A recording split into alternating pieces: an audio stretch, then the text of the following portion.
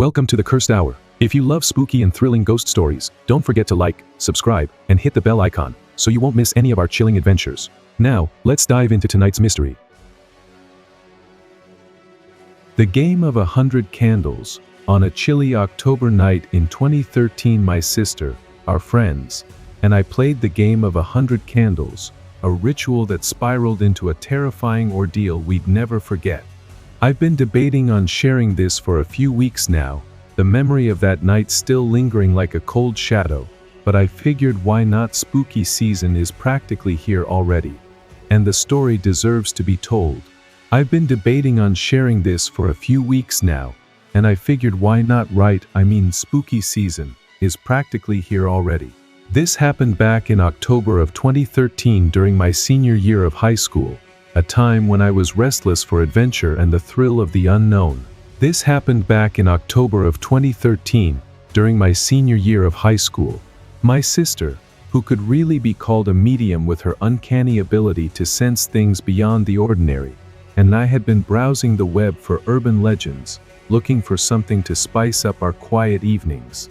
My sister, who could really be called a medium, and I had been browsing the web for urban legends.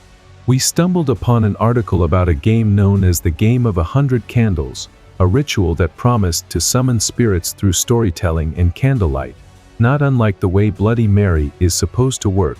When he stumbled upon an article about a game known as the Game of 100 Candles, in short, this game was a sort of ritual, but very similar to the way Bloody Mary is supposed to work.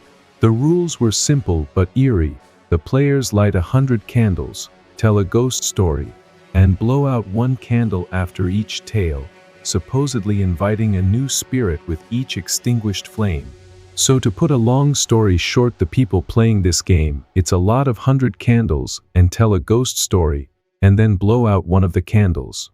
By the end of the game, if you make it through all 100 stories, you should have conjured 100 separate spirits, each drawn to the flickering light and the words you speak. At the end of the game, you should have conjured 100 separate spirits. Like every ritual game, it came with a warning to play at your own risk, a caution that felt more like a dare than a genuine concern. And like every ritual game, it wants you to play at your own risk. But no big deal, right? None of these things are real, or so we thought, our teenage skepticism shielding us from the weight of those words. But no big deal, right? None of these things are real. We found a night when our mom wouldn't be home until after 2:00 a.m., the perfect opportunity to test the game without interruption, the darkness of the house adding to the thrill we craved. So we found a night where our mom wouldn't be home until after 2:00 a.m. and planned for our game. My sister, her best friend T, another friend named N, and I prepared for our night, gathering supplies with a mix of excitement and nervous laughter. My sister, her best friend T, and another friend N, and myself prepared for our night. We waited until Mom left, her car pulling out of the driveway under the dim glow of the streetlights, and for the sun to begin to set, its last rays casting long shadows across our suburban neighborhood. We waited until Mom left, and for the sun to begin to set. We proceeded to set up our kitchen, transforming the familiar space into something otherworldly, placing 100 tea candles on the counter in a haphazard circle, their tiny wicks waiting to be lit. And then we proceeded to set up our kitchen. We set up 100 tea candles on the counter. We found a box of matches in the junk drawer, the kind with a rough striker that scratched loudly when you lit them, and as the sun sank lower, we shut off the lights in our house, plunging the rooms into darkness save for the faint orange glow filtering through the windows. And found a box of matches, and as the sun sank lower, we shut off the lights in our house. To keep the air breathable, we opened up the glass door leading to the backyard, hoping the smoke from the candles wouldn't overwhelm us, the cool October breeze slipping in like an uninvited guest.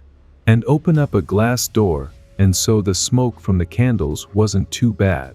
We turned off our cell phones, cutting ourselves off from the outside world, wanting nothing to break the spell we were about to cast, and turned off our cell phones.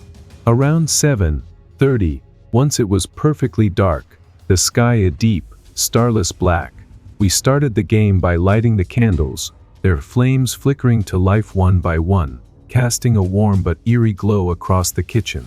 And around 7:30, once it was perfectly dark, we started the game by lighting the candles. At first, we just told light-hearted stories, the kind that made us giggle nervously. I saw a ghost, and he went boo, the sort of tale you'd tell at a sleepover to make everyone laugh. At first we just told light-hearted stories like I saw a ghost, and he went boo kind of thing. We finished the first 10 candles, blowing them out one by one, the smoke curling upward like ghostly tendrils, and there was a palpable change in the atmosphere around us, a heaviness that settled over the room like a thick fog. As we finished the first 10 candles, there was a palpable change in the atmosphere around us though. The air had an electric feel to it, a static charge that made the hair on my neck and arms stand on end, as if the room itself were holding its breath, waiting for something to happen.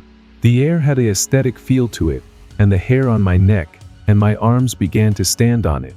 My sister, who had always been sensitive to things others couldn't see, began to squirm in her chair, her eyes darting to the corners of the room, her fingers gripping the edge of the table a little too tightly.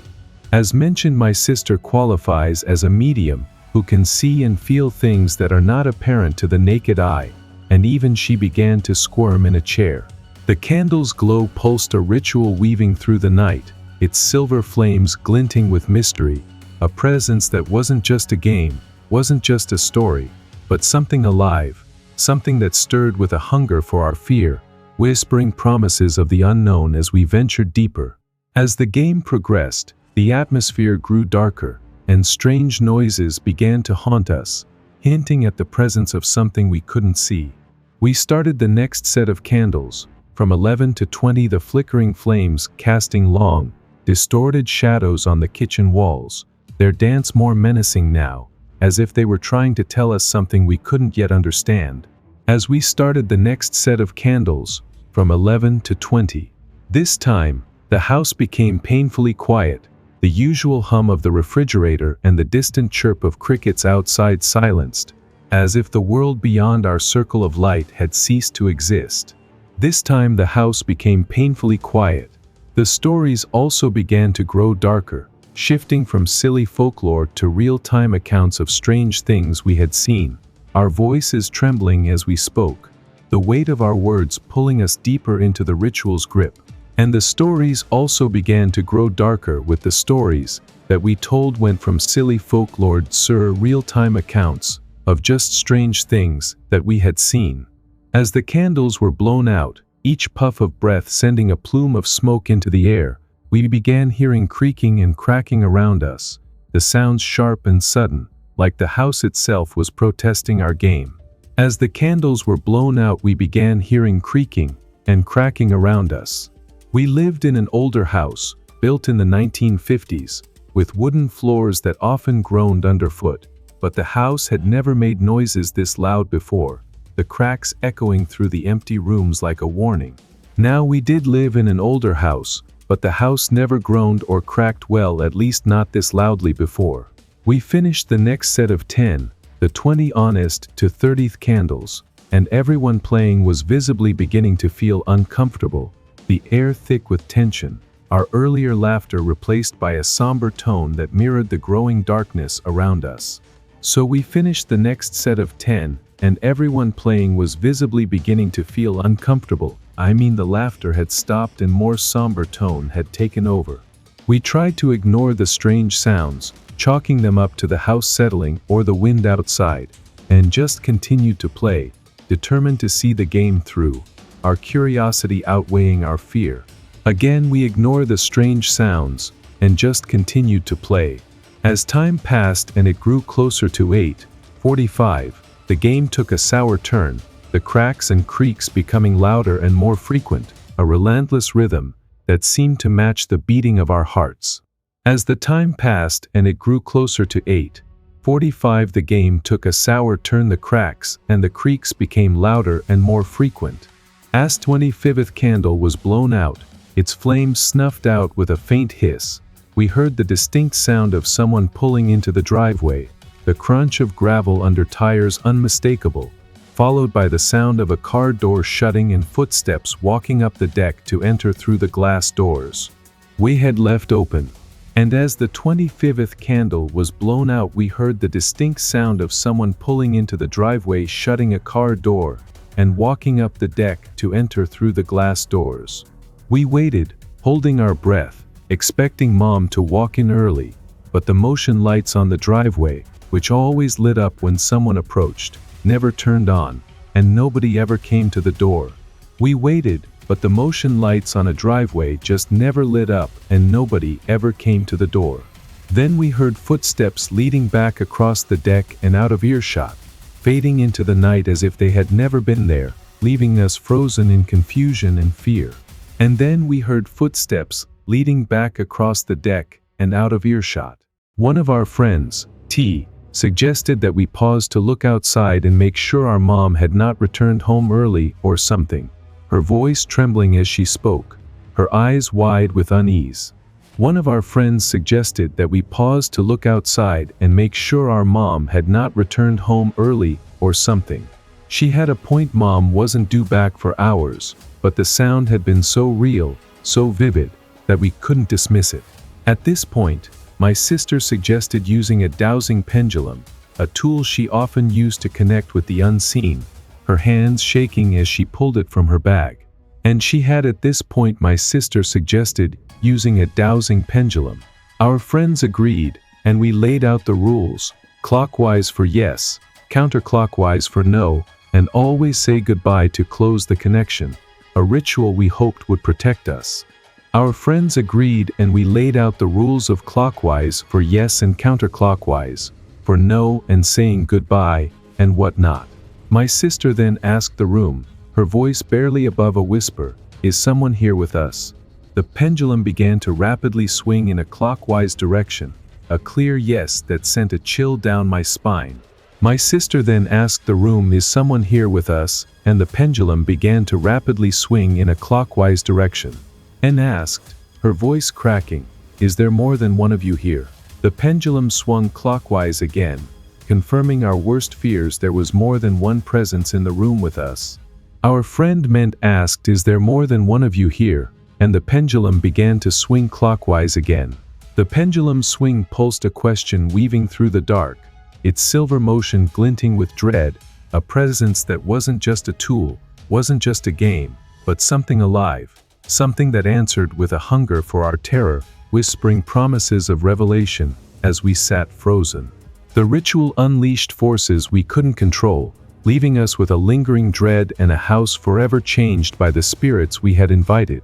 T, growing frustrated and skeptical, muttered that this was some sort of nonsense and took the pendulum herself, her hands steady, but her eyes betraying her fear, and said that this was some sort of, and took the pendulum himself. She asked, her voice defiant, "Did you come because we played the game?" The pendulum swung clockwise again, a silent confirmation that made our blood run cold. I asked, "Did you come because we played the game again?" The pendulum swung clockwise. Finally, she provoked it, her tone sharp, "If you really are there, why don't you prove it?" Her words hung in the air like a challenge, and promptly, we heard a loud thud against the wall behind us, a sound so forceful it rattled the dishes in the cabinets, making us jump in our seats. And finally, he provoked it by saying, "If you really are there, why don't you prove it?" And promptly we heard a loud thud against the wall behind us. We tried to convince ourselves that we were just freaking ourselves out, that someone must have been messing with us. Perhaps one of us had thrown something in the dark to make the thudding noise, a prank to lighten the mood. We decided that we were just freaking ourselves out though, and someone must have been with us and had obviously managed to throw something in the dark to make the thudding noise. But curiosity got the better of us, and N suggested that we just keep playing, his voice a mix of bravado and uncertainty, urging us to continue despite the growing unease. But curiosity got the better of us and suggested that we just keep playing. He told a story about seeing a specter in his dreams once, then encountering it in real life, his words trembling as he spoke, and when he blew out the 26th candle, 2 others extinguished themselves, their flames snuffed out as if by an unseen hand. So we didn't. He told the story about seeing a specter in his dreams once, then seeing it in real life. He pulled out the 26th candle, and 2 others blew out. My sister became visibly frightened, her face pale, her eyes fixed on something we couldn't see, and later she revealed that at that moment, she had seen a solid black mass moving down the hallway toward us, its formless shape absorbing the light around it. At this time my sister that she became visibly frightened, the reason was unknown to us until later, but as she claims it, at this time she saw a solid black mass moving down the hallway towards us. It felt like the house had become 10 degrees cooler after this candle was blown out, the chill seeping into our bones, a coldness that had nothing to do with the October air. It felt like the house had become 10 degrees cooler after this candle was blown out. We all felt it, the temperature drop, a physical manifestation of the fear that now gripped us, our breaths visible in the dim light. And we all felt that. We sat in silence for a moment, the weight of what we had unleashed pressing down on us, before N, his voice shaking, said, "If you're really here, I need a sign." His words were a desperate plea, and that's when things truly spiraled out of control. We sat in silence for a moment before and says, "If you're really here, I need a sign," and this is when just really hit the fan. We heard heavy, loud footsteps coming down the hallway, each step a deliberate thud that echoed through the house, the doors creaking open as if pushed by an unseen force, their hinges groaning in protest. We heard heavy, loud footsteps coming down the hallway and the doors creaking open. The flames of the remaining candles started to waver, flickering wildly despite the absence of any wind, their light casting frantic shadows that danced across the walls. The flames of the candle started to waver with no wind. N grabbed my hand, his grip tight, and whispered that something was breathing behind him, his voice barely audible over the pounding of my own heart, even though I was seated to his right, and my sister and T were directly across from us, with no one else visible in the room. And then grabbed my hand and whispered that something was breathing behind him, even though I'm seated to his right, and my sister and a friend are directly across from us, and we couldn't see anything. He froze, then turned around suddenly, his eyes wide, but there was nothing behind him, the hallway empty save for the darkness that seemed to grow thicker with each passing second. And freezes up though, and then turns around suddenly, with nothing behind you. Then, with nothing near it, the glass doors we had left open slowly creaked shut, the sound a low, mournful groan, as if the house itself were sealing us in with whatever we had summoned. And then with nothing near it, the doors that we had left open slowly creaked shut, with no wind present.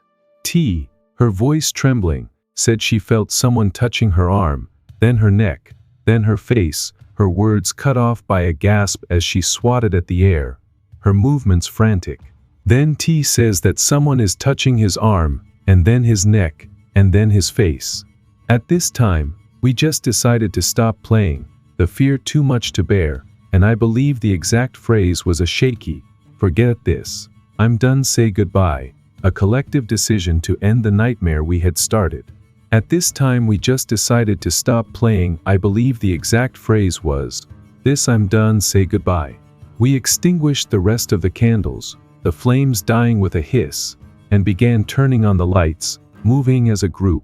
Our footsteps hurried as we tried to banish the darkness that had enveloped us. So we extinguished the rest of the candles, and began turning on the lights and moving as a group. Although the candles were out and the game was over, there was still this really heavy feeling all around, a weight that clung to us like damp air, refusing to lift even with the lights on. And although the candles were out and the game was over, there was still this really heavy feeling all around. We moved to our dining room, where we had heard the thud earlier, desperate to turn the rest of the lights on, hoping the brightness would chase away the fear that still gripped us. We moved to our dining room, where we had heard the thud earlier, to turn the rest of the lights on.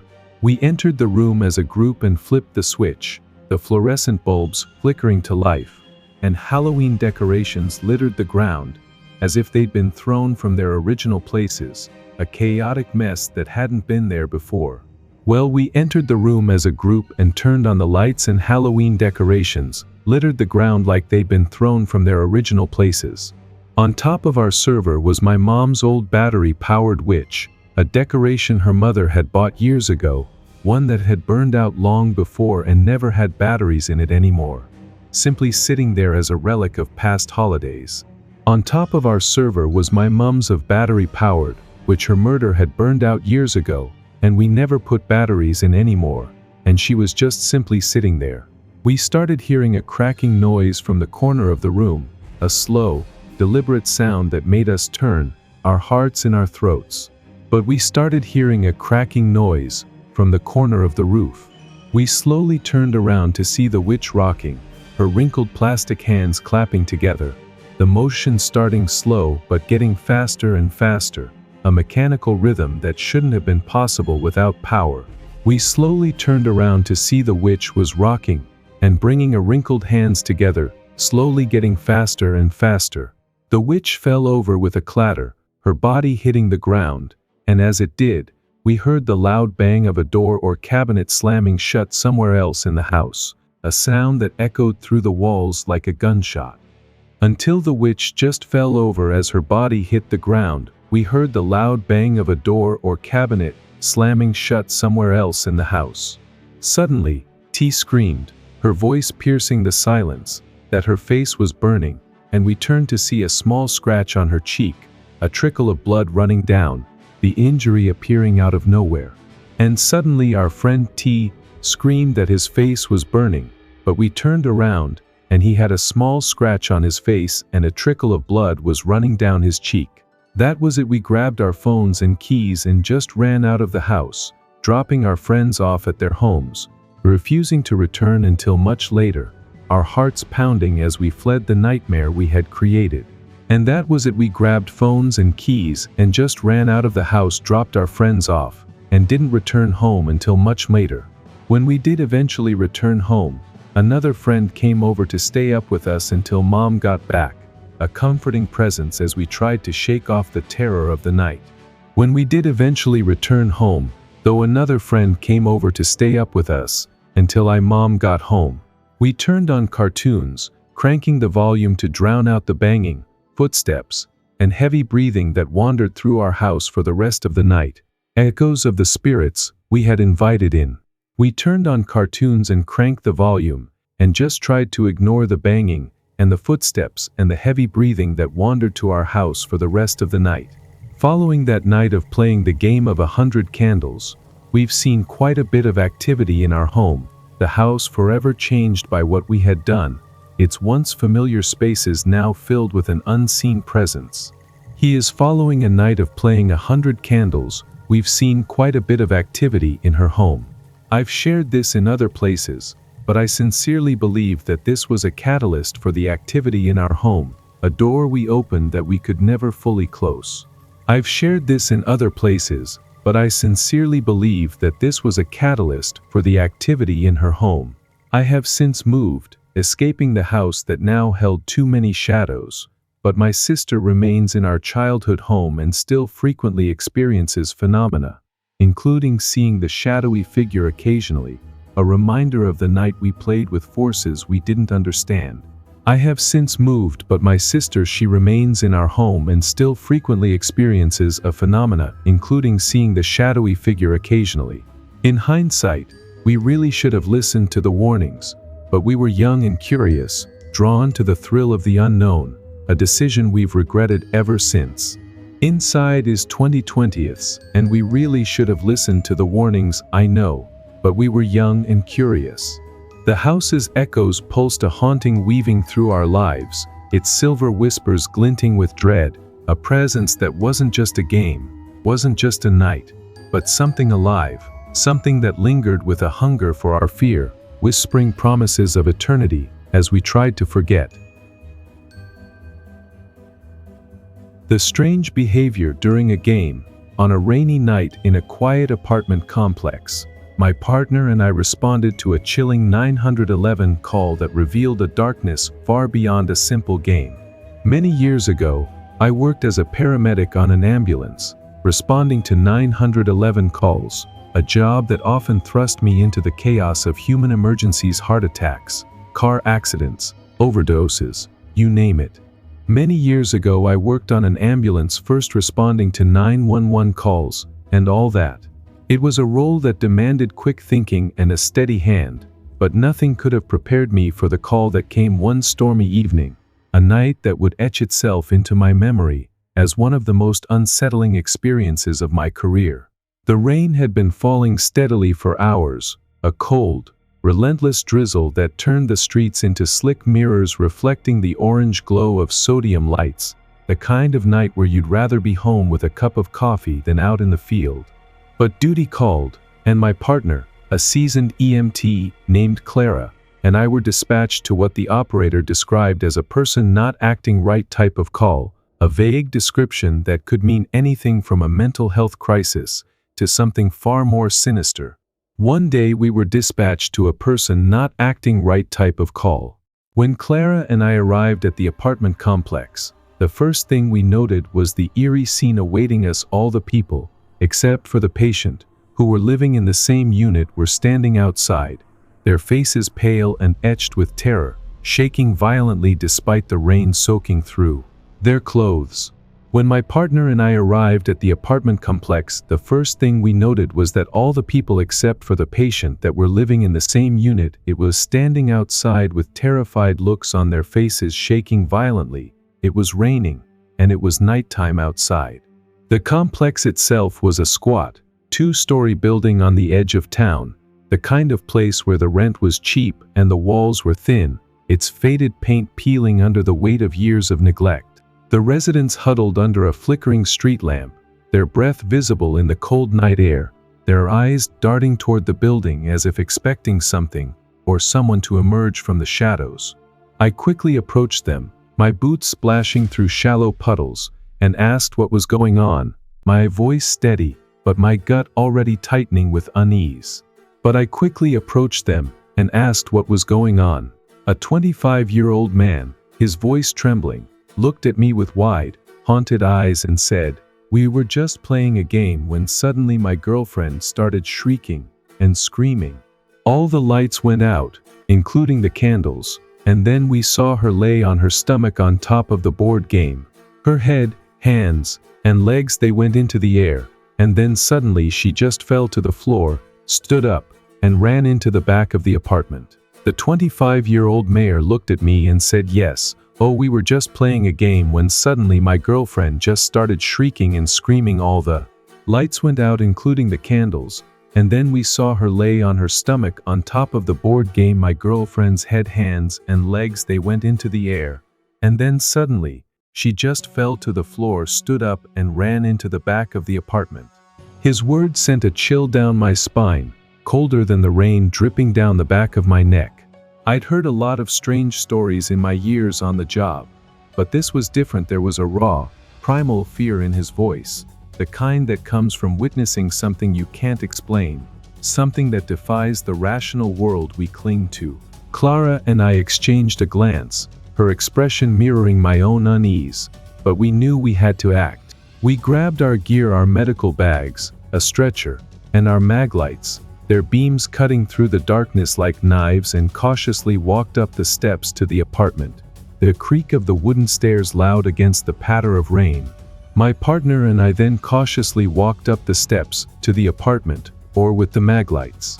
The door was already cracked open, a sliver of darkness visible through the gap, and I politely knocked, the sound echoing in the quiet night, before introducing myself as a 911 ambulance paramedic, my voice calm but firm, hoping to reassure whoever or whatever was inside. The door was already cracked open, so I politely knocked and introduced myself as a 911 ambulance paramedic before walking inside the apartment unit. As we stepped inside, the air felt heavy, oppressive, like stepping into a room where something terrible had just happened. The light switch didn't work, plunging us into near darkness save for the beams of our flashlights, and I could hear a creaking wooden noise in the background, a slow, rhythmic sound that sent a shiver down my spine, like the rocking of a chair in an empty room. The light switch didn't work, but I could hear a creaking wooden noise in the background just sweeping back and forth. The walls were painted dark colors, black and maroon, absorbing what little light we had, and it was obvious that these people were drawn to the macabre. Heavy metal skulls and dark paintings adorned the walls, their grotesque forms leering at us from the shadows, the air thick with the scent of incense and something metallic I couldn't quite place. All the walls were painted dark colors like black and maroon, and it was obvious that these people liked heavy metal skulls and dark paintings, and they were represented all over the walls. I started walking through the apartment, calling out for the patient, my voice steady, but my heart pounding, each step taking me deeper into the unit, the temperature dropping with every move, a coldness that seemed to seep from the walls themselves. I started walking through the apartment, calling out for the patients, looking for any sign of her. As I walked deeper and deeper into the units, it just started getting colder and colder. The darkness pulsed, a chill weaving through the apartment, its silver edge glinting with unease, a presence that wasn't just a call, wasn't just a game, but something alive, something that waited with a hunger for our arrival, whispering promises of dread as we ventured deeper. Inside the apartment, we found the patient in a trance-like state, her eerie stillness hinting at something far darker than a medical emergency. Clara followed close behind, her flashlight beam sweeping the narrow hallway, illuminating faded posters of death metal bands and crude drawings of skeletal figures that seemed to watch us as we passed. The creaking noise grew louder, a slow, deliberate rhythm that seemed to mock our every step, as if the apartment itself were alive, its wooden bones groaning under the weight of whatever had happened here. I called out again, my voice echoing off the walls. "Hello? This is the paramedic team, we're here to help. Can you hear me?" But there was no response, only the creaking, steady and unrelenting, a sound that seemed to come from everywhere and nowhere at once. The air grew colder still, my breath visible in the beam of my maglite, and I felt a prickle on the back of my neck, the kind of instinct that tells you you're not alone, even when your eyes say otherwise.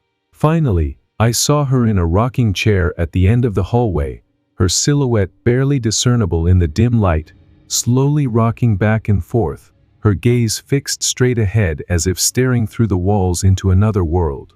But finally, I saw her in a rocking chair. She was slowly rocking back and forth and just looking straight forward. The chair's motion matched the creaking we'd heard, each sway a deliberate, mechanical movement that sent a chill through me. She was a young woman, maybe in her early 20s, her dark hair tangled and matted against her pale face, her clothes disheveled, a black tank top and torn jeans that looked like they hadn't been washed in weeks. I introduced myself to her, keeping my voice soft but firm. "Hi, I'm with the ambulance service. Can you tell me what's going on?" But there was no answer from her, her eyes unblinking, her expression vacant, and she just kept rocking back and forth, her movements hypnotic, as if she were caught in a loop she couldn't escape. I introduced myself to her and asked her what's going on. There was no answer from her, and she just kept rocking back and forth, just looking straight forward. I got up close to her, kneeling beside the chair, my flashlight trained on her face as I looked for any medical abnormalities, my training kicking in despite the unease that gnawed at me. Her eyes were so dark, either her pupils were that big, or her eye color was just that dark, an inky blackness that seemed to swallow the light, reflecting nothing back. I got up close to her looking for any medical abnormalities, and her eyes were so dark, either her pupils were that big or her eye color was just that dark. Her vital signs, however, were surprisingly normal, her pulse steady, her blood sugar within range, no signs of seizure activity or intoxication. I checked her arms for track marks, thinking maybe this was a drug overdose, but there were none, her skin unmarred save for a few scratches that looked fresh, their edges red and raw. But all of our other vital signs were pretty normal. Her blood sugar was normal, she didn't appear to be having any seizure activity or anything. I couldn't find any track marks on her too for drug use or anything. I tried to get a painful stimulus out of her, squeezing her shoulder and performing a sternal rub, but she wouldn't even flinch, her body unresponsive to the pain, her mind somewhere far beyond my reach. I tried to get a painful stimulus out of her by squeezing the shoulder or a sternal rub, but she wouldn't even flinch. Throughout all of this, she just kept rocking back and forth, her gaze fixed on some unseen point, her lips parted slightly, as if she were whispering to someone I couldn't see. And throughout all of this she just kept rocking back and forth, just looking straight forward. The rule of thumb for paramedics in this situation, when a patient isn't alert to person, place, time, or event, is that she needs to go to the hospital. There's no question about it. The rule of thumb for paramedics now for this situation, and not being alert to person, place, time, or event, is that she needs to go to the hospital. I told her, my voice steady despite the growing unease in my chest, since you're not talking with me, I'll be moving you to a stretcher, okay? We're going to get you some help. But as I spoke, the rocking suddenly stopped, the chair coming to a halt with an abruptness that made the silence feel louder than the creaking ever had. I tell her that since she's not talking with me, I'll be moving her to a stretcher, and suddenly, the rocking just stops. All sound everywhere just stopped. I could only hear breathing noises now, shallow and uneven, coming from her, from me, from Clara, the air thick with a tension that felt like it could snap at any moment. I mean, all sound everywhere just stops. I can only hear breathing noises now. I motioned to Clara, and we prepared to move her, my hands slipping under her armpits while Clara lifted under her legs, our movements careful but swift, wanting to get her out of this place as quickly as possible. Well, I left under her armpits, and my partner lifts under her legs. But as we lifted, we noticed something really strange. The patient stayed in a seated form, her body completely rigid, as if she were still sitting in the chair, her muscles locked in place despite our efforts to reposition her. And as we lift, we noticed something really strange. The patient stays in a seated form, like completely rigid. It was unnatural, her limbs refusing to bend, her body a statue in our hands, and I felt a cold sweat break out across my forehead, my mind racing for an explanation that wouldn't come. We lay her on the stretcher and wheel her to the inside of the ambulance. Sentence. The rocking chair's silence pulsed, a stillness weaving through the room, its silver absence glinting with dread, a presence that wasn't just a patient, wasn't just a call, but something alive, something that held with a hunger for our fear, whispering promises of terror as we carried her away. As we transported her to the hospital, the patient's eerie behavior escalated, leaving us shaken and questioning what we had truly encountered that night. We laid her on the stretcher, her rigid form unnerving in its stillness, and wheeled her to the inside of the ambulance, the rain drumming against the roof of the vehicle like a heartbeat, each drop a reminder of the storm we were leaving behind. The ambulance doors slammed shut, and I climbed into the back with her while Clara took the driver's seat, her hand steady on the wheel as she pulled out of the complex, the headlights cutting through the darkness. As we loaded her into the back, cracking noises like breaking tree branches filled the air, a sound that seemed to come from her body, though she remained motionless, her dark eyes still fixed on that unseen point. As we load her into the back, cracking noises, like a breaking tree branches, filled the air. I looked over at her, my heart sinking as I noticed she was now looking right at me, her head turned at an unnatural angle, a huge, crazed smile spreading across her face, her teeth bared in a way that was more animal than human. I look over at her and notice now that she's looking right at me with a huge, scary, crazed smile on her face.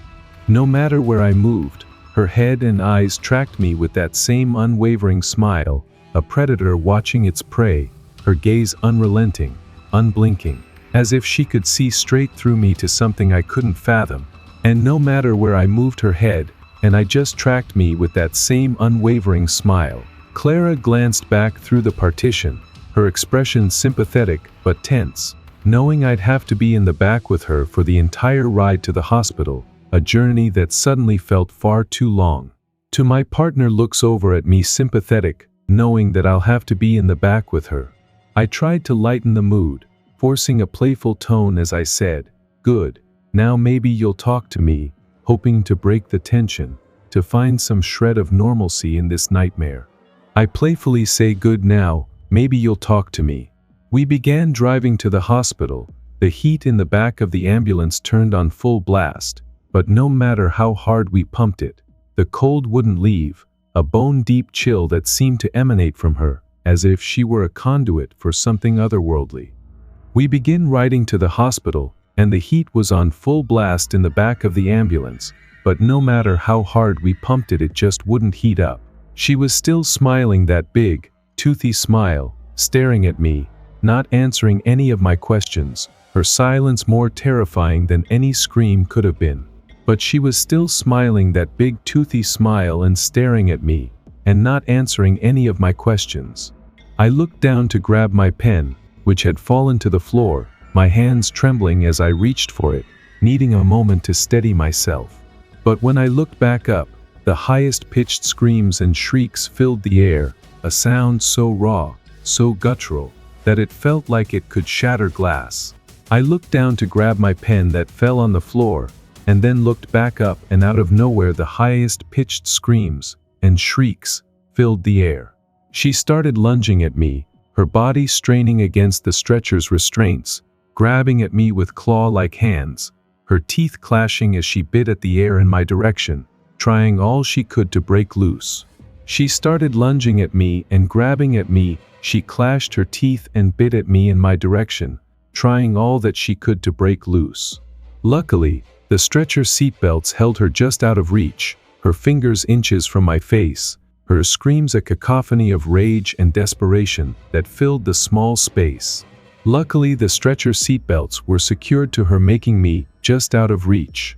The huge, crazed smile broke into a frightening look of terror, then anger, her face contorting as if she were fighting something inside her, something that wanted out. The huge crazed smile broke into a frightening look of terror, and then anger. My back was against the wall of the ambulance, my heart pounding so hard I thought it might burst, my hands gripping the edge of the bench as I tried to stay calm, to focus on my training, to not let the fear take over. And my back was against the wall of the box.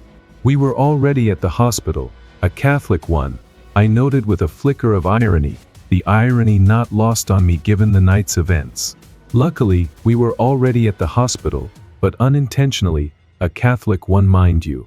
As the ambulance drove into the bay, the patient stopped all she was doing, her screams cutting off as abruptly as they had started, her body going limp as she calmly looked straight back forward and went mute again, her face blank once more, as if the episode had never happened. And as the ambulance drove in, the patient stopped all she was doing, but she calmly looked straight back forward and just went mute again. We brought her into the ER, wheeling her through the double doors, the fluorescent lights harsh against the darkness we'd left behind, and talked with the doctor about what had happened, his expression one of astonishment as we recounted the night's events. We brought her into the ER, and talked with the doctor about what had happened, who, needless to say, it was pretty astonished by the story. The doctor, a middle-aged man with graying hair and a furrowed brow, listened intently as I described her rigid posture, her unblinking stare, the screams, the sudden shift to silence. He ordered a full workup, blood tests, a CT scan, a psych evaluation, but I could tell he was as unsettled as we were, his clinical demeanor unable to mask the unease in his eyes. Clara and I stepped outside to catch our breath, the rain still falling in a steady drizzle, the hospital's neon sign casting a red glow across the wet pavement. We didn't speak for a long moment, the weight of what we'd witnessed hanging between us like a storm cloud. I couldn't shake the feeling that what we'd encountered wasn't just a medical emergency, wasn't just a mental health crisis, it was something else. Something that defied explanation. Something that had left its mark on us as much as it had on the patient. The hospital staff took over, and we filed our report, but as we drove back to the station, the ambulance felt emptier than it ever had, the silence heavy with questions we couldn't answer. What had that game unleashed?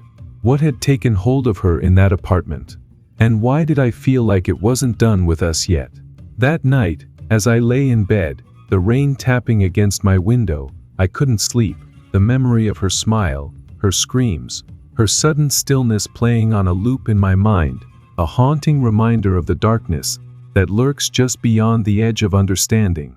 The ambulance's silence pulsed a memory weaving through the night, its silver echo glinting with dread, a presence that wasn't just a patient, wasn't just a call, but something alive, something that lingered with a hunger for our fear, whispering promises of the unknown as I tried to forget. The pet sitting incident at a haunted house. While pet sitting for a friend's family, I encountered unsettling disturbances in their home, hinting at a presence that defied explanation. A bit of backstory first. I've been best friends with this girl, whom I'll call Ellie, since high school, a bond that has spanned close to 15 years now, weathering the ups and downs of adolescence and young adulthood. So a bit of backstory first. I've been best friends with this girl since high school, I think for probably close to 15 years now. I used to practically spend more time at her house than my own, a sanctuary from the chaos of my own family life, where my parents were often absent or embroiled in their own struggles. In fact, I used to practically spend more time in her house than my own. Ellie's parents were great people, warm and welcoming, treating me like another daughter because they knew my own parents were, to put it bluntly, pretty awful themselves. And her parents are great people, and they treated me like another daughter because my parents are pretty awful themselves. Over the years, their home became a second home to me, a place filled with laughter, the smell of homemade cookies, and the comforting chaos of a family that genuinely cared for one another. However, Ellie started dating a guy about a year and a half ago, and since they got serious, we haven't hung out much at all. Our once constant companionship reduced to occasional texts and holiday catch-ups. However, my best friend started dating a guy about a year and a half ago, and since they got serious we haven't hung out much at all. She has since bought a house and moved in with him, and I've been spending a lot more time at their new place, a modern little bungalow on the outskirts of town, filled with her quirky art and his vinyl collection. But she has since bought a house and moved in with him too, and I spend a lot more time at their house now. It's been nearly 2 years since I've spent any significant time in her parents' home, aside from going over there for the holidays and the occasional family gathering, moments that always brought back a flood of nostalgic memories. But it's been nearly 2 years since I've spent any time in their parents' home aside from going over there for the holidays and whatnot. At some point within the past year or so, Ellie's mom got really into estate sales, a new hobby that saw her scouring local listings for hidden treasures.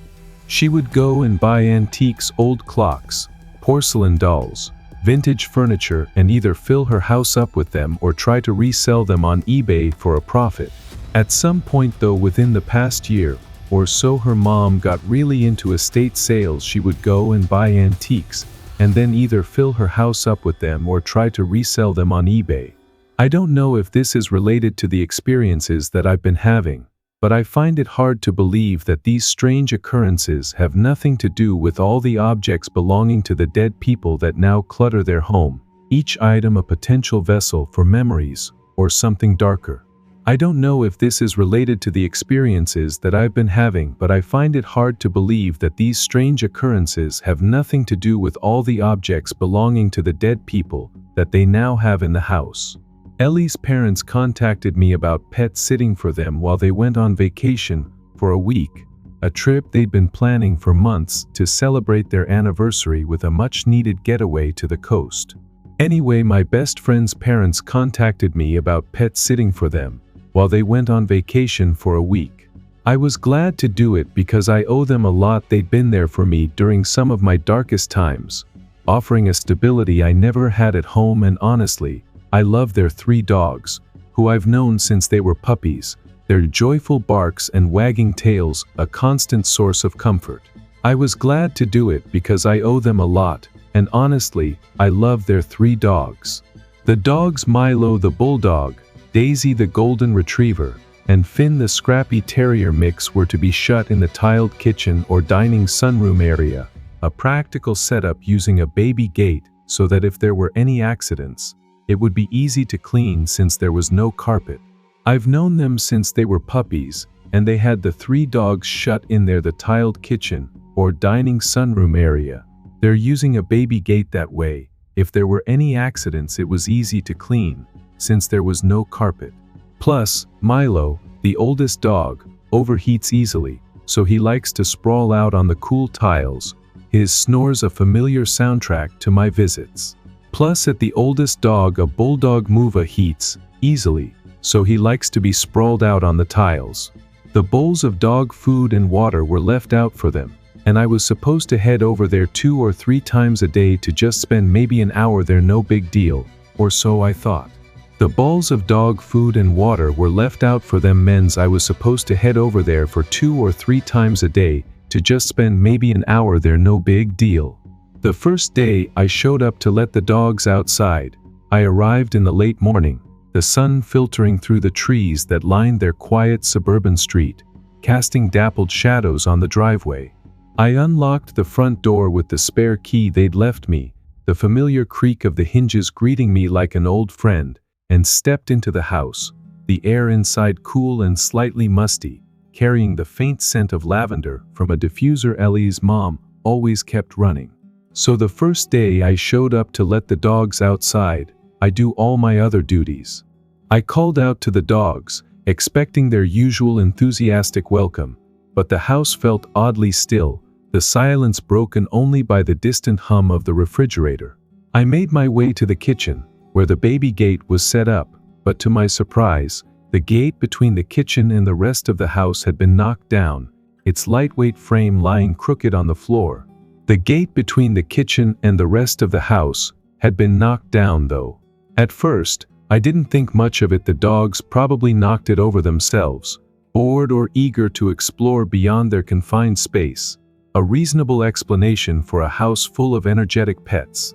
It was honestly not really something that I thought twice about. The dogs probably knocked it over themselves, being bored or something. The house's stillness pulsed, a quiet weaving through the rooms, its silver calm glinting with unease, a presence that wasn't just a home, wasn't just a task, but something alive, something that waited with a hunger for my attention, whispering promises of disturbance as I stepped inside. The first signs of something amiss appeared when I found Milo trapped in a closed-off room, a mystery that deepened with each visit. When I looked closer, I noticed that 2 of the dogs, Daisy and Finn, were still in the kitchen, wagging their tails and barking excitedly as they saw me, their paws slipping on the tiles as they rushed to greet me. But 2 of the dogs are still in the kitchen, though the gate had fallen in a way that prevented them from easily getting out. The gate had fallen in a way that prevented them from easily getting out, its angle blocking the narrow passage to the living room, which made the situation a bit more puzzling. If they hadn't escaped, who or what had knocked it over? Milo, the bulldog, was missing, which was a little weird because he couldn't easily get over the gate either, his stocky frame and age making him the least likely to attempt such a feat. The bulldog was missing though, which was a little weird, because he couldn't easily get over the gate either. I figured he probably kicked it over behind him and wandered off to nap somewhere, his favorite pastime, and since he was the least likely to make a mess or cause trouble, I wasn't too worried, at least not yet. But I figured he probably kicked it over behind him and wandered off to nap somewhere, or something. Because of his age, he is definitely the least likely to make a mess or cause trouble, so I wasn't too worried. Still, I knew I had to check the rest of the house for any accidents, just to be safe, to ensure Milo hadn't left any surprises in his wake. But I realized that that meant that I had to check the rest of the house for any accidents just to be safe. First, I needed to get Daisy and Finn outside, their eager whines pulling me back to the task at hand. I opened the back door to the sunroom, leading them out to the small fenced-in yard, where they bounded off to chase a squirrel that darted across the grass, their barks echoing in the crisp morning air. But first I get the other 2 outside. I was going to list the things I had to do: feed the fish in the small tank on the counter, refill the food and water bowls, maybe give the dogs a quick brush to keep their coats tidy, when I got this kind of weird feeling. a prickling sensation at the back of my neck, like I was being watched. I was going to list the things that I have to do to feed the fish, refill the food and the water bowls, etc., when I get this kind of weird feeling. Milo is mostly blind, his cloudy eyes a testament to his age, but he normally would have come wiggling to greet me, his snorts and grumbles a familiar sound, especially with all the noise I'd been making with the food bowls, which usually brought him running or at least waddling over. The bulldog is mostly blind, but he normally would have come wiggling to greet me, and all the noise I'd been making with the food would definitely have brought him over. I started calling for him, my voice echoing through the house, "Milo, where are you, buddy?" As I moved from room to room, checking his favorite spots, the sunny patch by the living room window, the cozy corner behind the couch, even under the dining table where he sometimes hid to nap. So I started calling the dog and looking for him. I immediately heard him barking bets. I couldn't find him anywhere. I looked at all of his favorite spots, but there was nothing. I immediately heard him barking, a faint, muffled sound that seemed to come from upstairs, but I couldn't find him anywhere, my search growing more frantic as the barks grew more insistent, a note of distress in his usually grumbly tone. At this point I was in full panic mode, mostly because I could hear the dog, but just couldn't see him, so I felt like I was losing my mind or something. At this point, I was in full panic mode, mostly because I could hear the dog but just couldn't see him, the disconnect between the sound and the absence of his presence making me feel like I was losing my mind, my heart racing as I tried to pinpoint his location. Out of desperation, I started throwing open doors upstairs, the creak of each hinge amplifying my anxiety, until I finally found him, scared out of his wits, shut in the guest bedroom, his barks turning to whimpers as he saw me. But finally, out of desperation, I started throwing open doors upstairs, and I find him scared out of his wits shut in the guest bedroom. This made me feel really uneasy, a cold knot forming in my stomach as I took in the scene. Ellie's parents had been renovating the upstairs of their house, a project they'd started months ago to modernize the space, so the carpets were torn up, exposing the rough wooden subfloor, and all the furniture had been moved into storage, leaving the rooms bare and cluttered with tools and paint cans. This made me feel really uneasy. My best friend's parents had been renovating the upstairs of their house, so the carpets were torn up and all the furniture was moved into storage. They had shut all the doors before leaving to keep the cats out of the area, worried that the tools and materials lying around could hurt them, a precaution that should have kept Milo out as well. But they had shuttled the doors before leaving to keep all the cats out of them, because all of the tools and the stuff laying around them could have hurt. So how the hell did one of the dogs get into one of the rooms, open a door, and then manage to get shut inside too? So how the hell did one of the dogs get one of the doors opened, and then manage to get shut inside too? I mean, the gate coming down I had been totally willing to write off as accidental, a simple mishap caused by rambunctious dogs, but finding Milo trapped inside a bedroom that I knew had been closed off just made me feel really scared, a fear that went beyond simple confusion.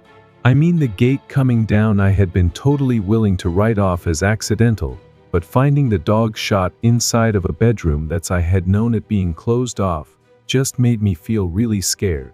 The guest room's silence pulsed, a mystery weaving through the house, its silver enigma glinting with unease, a presence that wasn't just a dog, wasn't just a mistake, but something alive, something that stirred with a hunger for my fear, whispering promises of the unknown as I stood frozen. The disturbances escalated, culminating in a locked door being inexplicably opened, forcing me to confront the possibility of an unseen force in the house. I called Ellie, my voice shaky as I explained what had happened, needing to hear a familiar voice to ground me while I was still in the house, the dogs now safely back in the kitchen, their barks fading into the background as I paced the living room.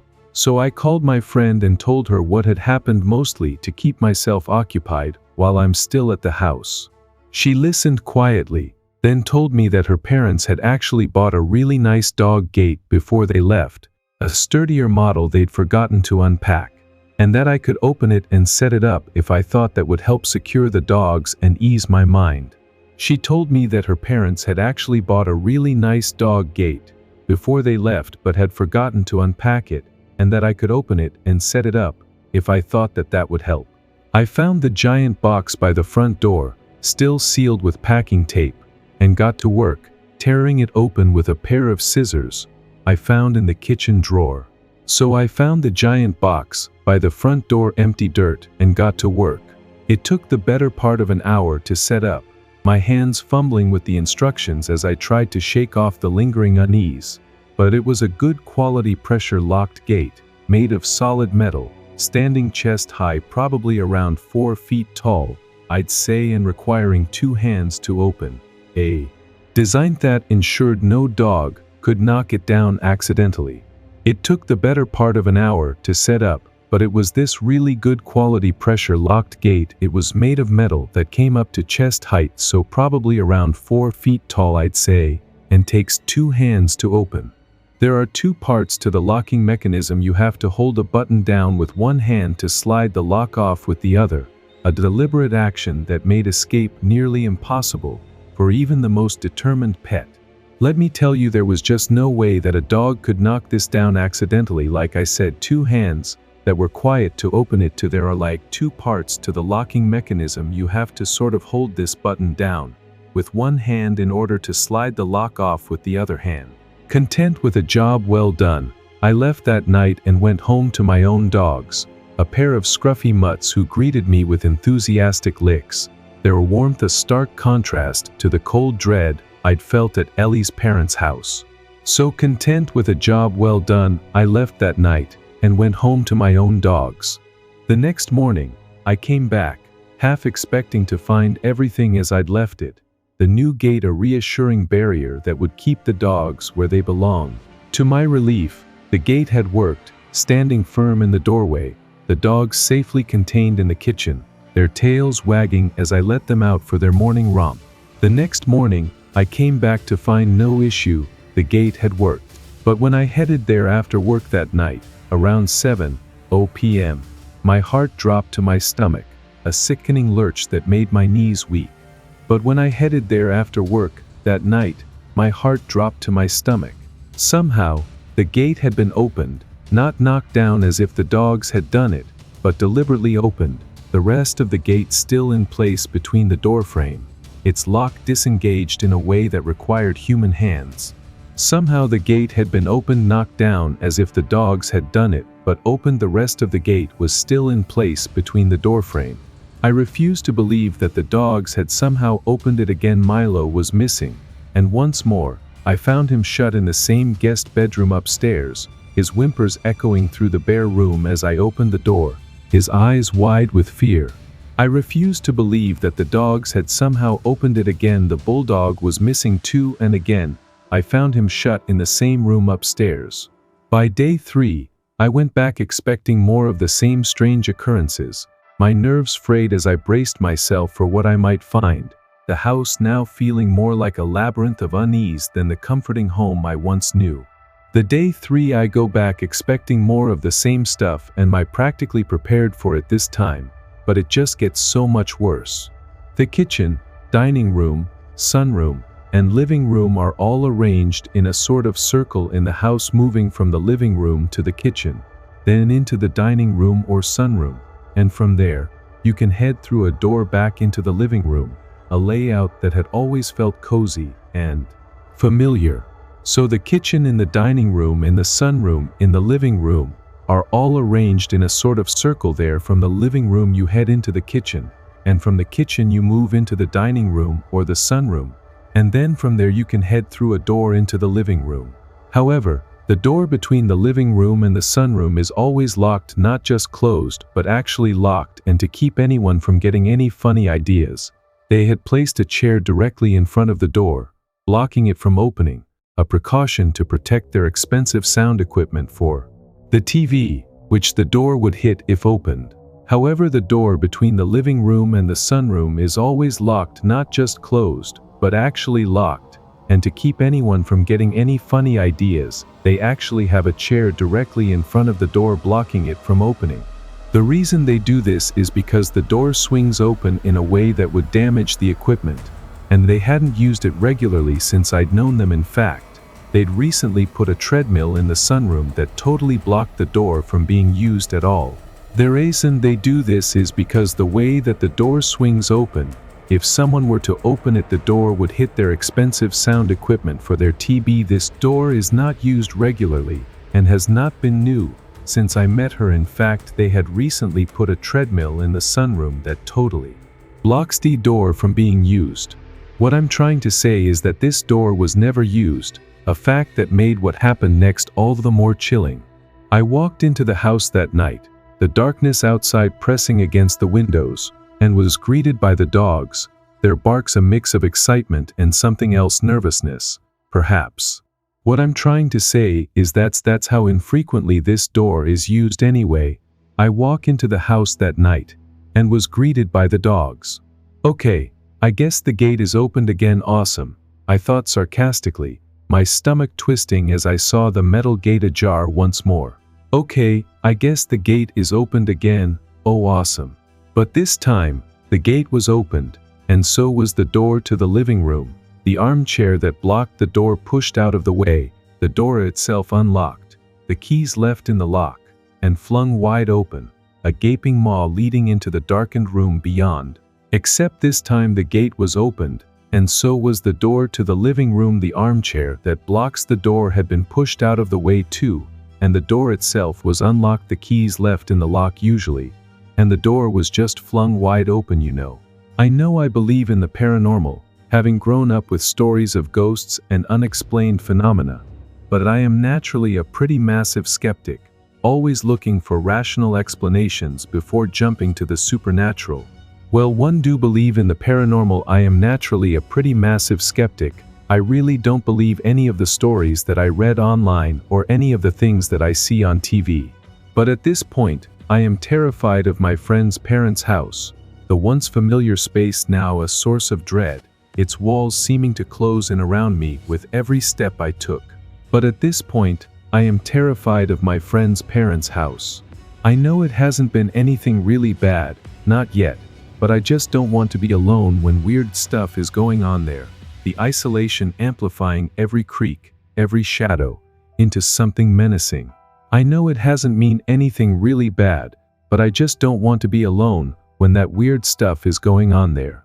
Even if the door was somehow just accidentally unlocked, an unlikely scenario, but possible since I didn't personally check. I can't think of a rational explanation for how that chair moved. Its heavy frame shifted as if by an unseen hand. Even if the door was somehow just accidentally unlocked, unlikely mind you, but since I didn't personally check, who knows, I can't think of a rational explanation for how that chair.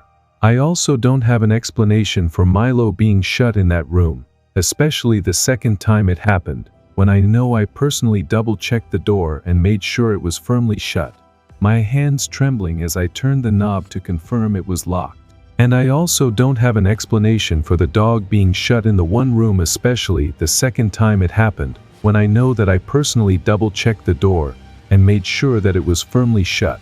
I love and respect Ellie's family a lot, their kindness a constant in my life, but I don't know how to tell them that I can't pet sit for them anymore, that their home, once a haven, now feels like a place I can't bear to be alone in. I love and respect the family a lot, but I don't know how to tell them that I can't pet sit for them anymore. I just don't want to be in the house alone anymore. I finished that pet sitting job many days ago, each visit more nerve-wracking than the last, and I went back a handful of times with my sister or Ellie, never alone, a precaution that brought some comfort, but couldn't erase the dread that lingered. Anyway, I finished that pet sitting many days ago, and I went back a handful of times with either my sister or my best friend, never alone mind you. At the times I went to check on the dogs with someone else, there was nothing weird, the house reverting to its familiar warmth. But the memory of those solitary visits stayed with me, a shadow I couldn't shake. And at the times I went to check on the dogs with someone else, there was nothing weird. I am currently in talks with them about setting up a camera, hoping to capture some evidence of what I experienced, to either confirm my fears or put them to rest. and I'll keep you updated if there's anything further. But I am currently in the talks with them about setting up a camera, so I'll keep you updated if there's anything further. The house's shadows pulsed a fear weaving through my visits, its silver chill glinting with dread, a presence that wasn't just a home, wasn't just a job, but something alive, something that lingered with a hunger for my unease, whispering promises of disturbance as I left its walls behind. The encounter with Emily, a casual night of drinking and laughter, turned into a chilling ordeal when Emily, a new friend, revealed a darker side that left me shaken. This happened a few years ago, back when I was around 20 or so, a time when I was still finding my footing in the world, navigating the transition from teenager to adult in a medium-sized Midwestern city. This happened a few years ago, and I was around 20, or so I'd say. I was hanging out with my buddy Matt at my apartment, a small but cozy place located in the downtown area, where the streets buzzed with the energy of late-night bars and the occasional street performer strumming a guitar for spare change. I was hanging out with my buddy Matt at my apartment there located in the downtown area of a medium-sized Midwestern city. We were drinking whiskey, the amber liquid burning a warm trail down my throat, watching comedies on my old laptop, the canned laughter mixing with our own as we played tunes from Matt's eclectic playlist, everything from classic rock to indie bands I'd never heard of.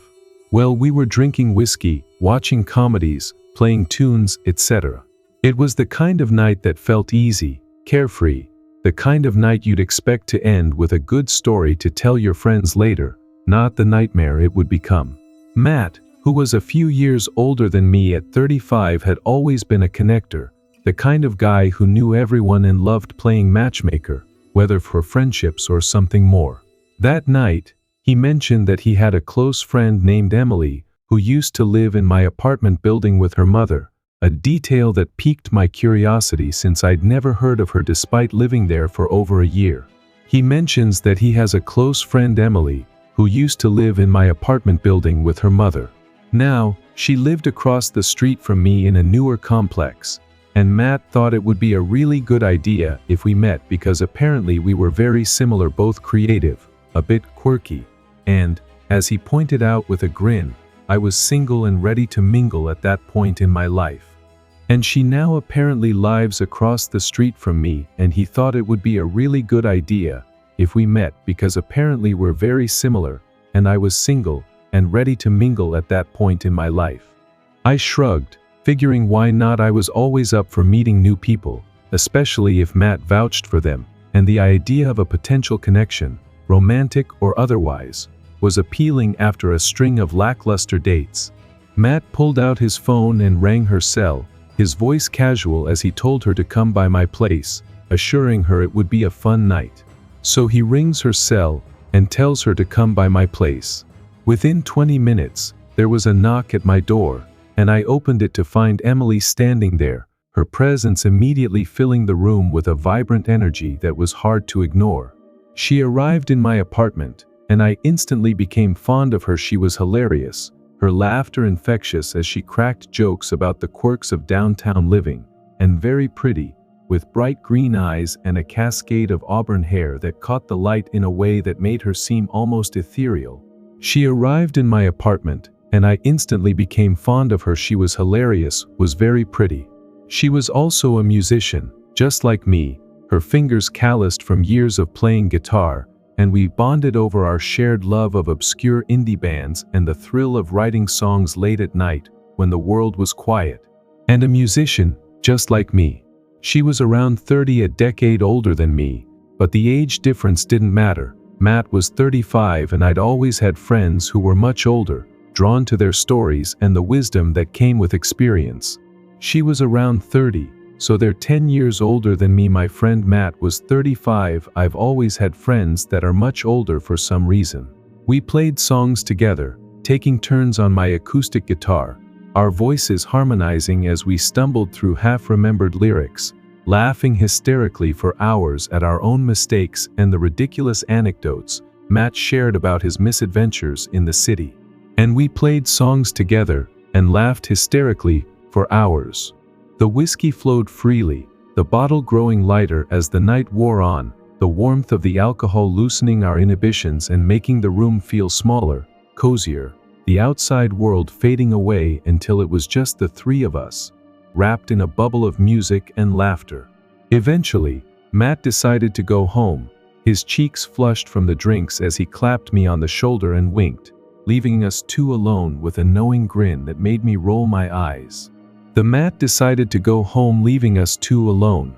I didn't mind. Emily and I were getting along so well, and I felt a spark of something more, a connection that seemed to promise more nights like this, filled with creativity and easy conversation.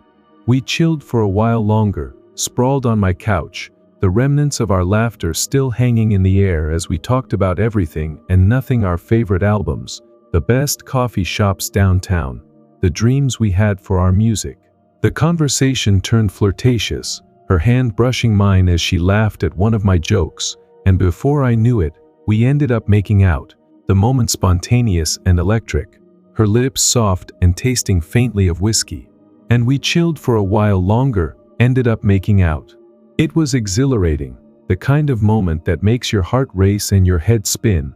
And when we finally pulled apart, both of us breathless and grinning, I got all of her contact info, her number, her social media handles, everything before she told me she was going home and that we should meet up soon, her eyes sparkling with a promise of more to come. And got all of her contact info before she told me that she was going home and that we should meet up soon.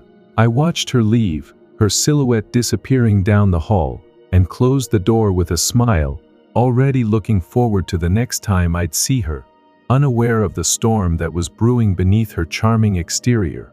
The apartment's warmth pulsed, a connection weaving through the night, its silver glow glinting with promise, a presence that wasn't just a friend, wasn't just a spark, but something alive, something that simmered with a hunger for chaos, whispering promises of danger as I closed the door.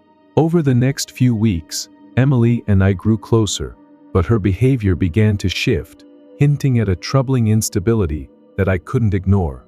Those first few weeks with Emily were a whirlwind of excitement, a blur of late-night meetups and shared passions that made me feel alive in a way I hadn't in a long time. Over the next few weeks, we developed a strong relationship, hanging out almost daily, our connection deepening with every moment we spent together. Over the next few weeks, we develop a strong relationship, and we hang out almost daily. I'd throw on a pair of pajamas, usually my favorite flannel set, soft and worn from years of use, and just walk across the street to her place. A short trip that felt like stepping into another world, her apartment a cozy haven filled with string lights, mismatched furniture, and the faint strum of her guitar as she worked on a new song. I would throw some pajamas on and just walk across the street.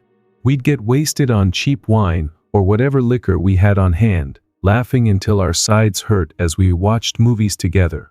Everything from cheesy rom-coms to gritty indie films that left us debating their meaning until the early hours of the morning. And we'd get wasted and watch movies together. Quite honestly, it was just really awesome. The kind of effortless connection you don't find often, the kind that makes you feel seen and understood in a way that's rare and precious. Quite honestly, it was just really awesome.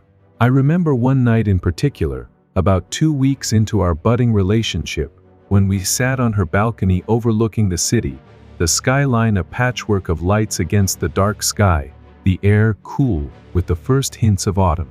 Emily had her guitar in her lap, her fingers plucking out a haunting melody she'd been working on, her voice soft as she sang lyrics about longing and loss, her green eyes distant as if she were somewhere else entirely. I was mesmerized, not just by her talent, but by the way she seemed to pour her entire soul into the music, her vulnerability a stark contrast to the confident, bubbly persona she usually projected.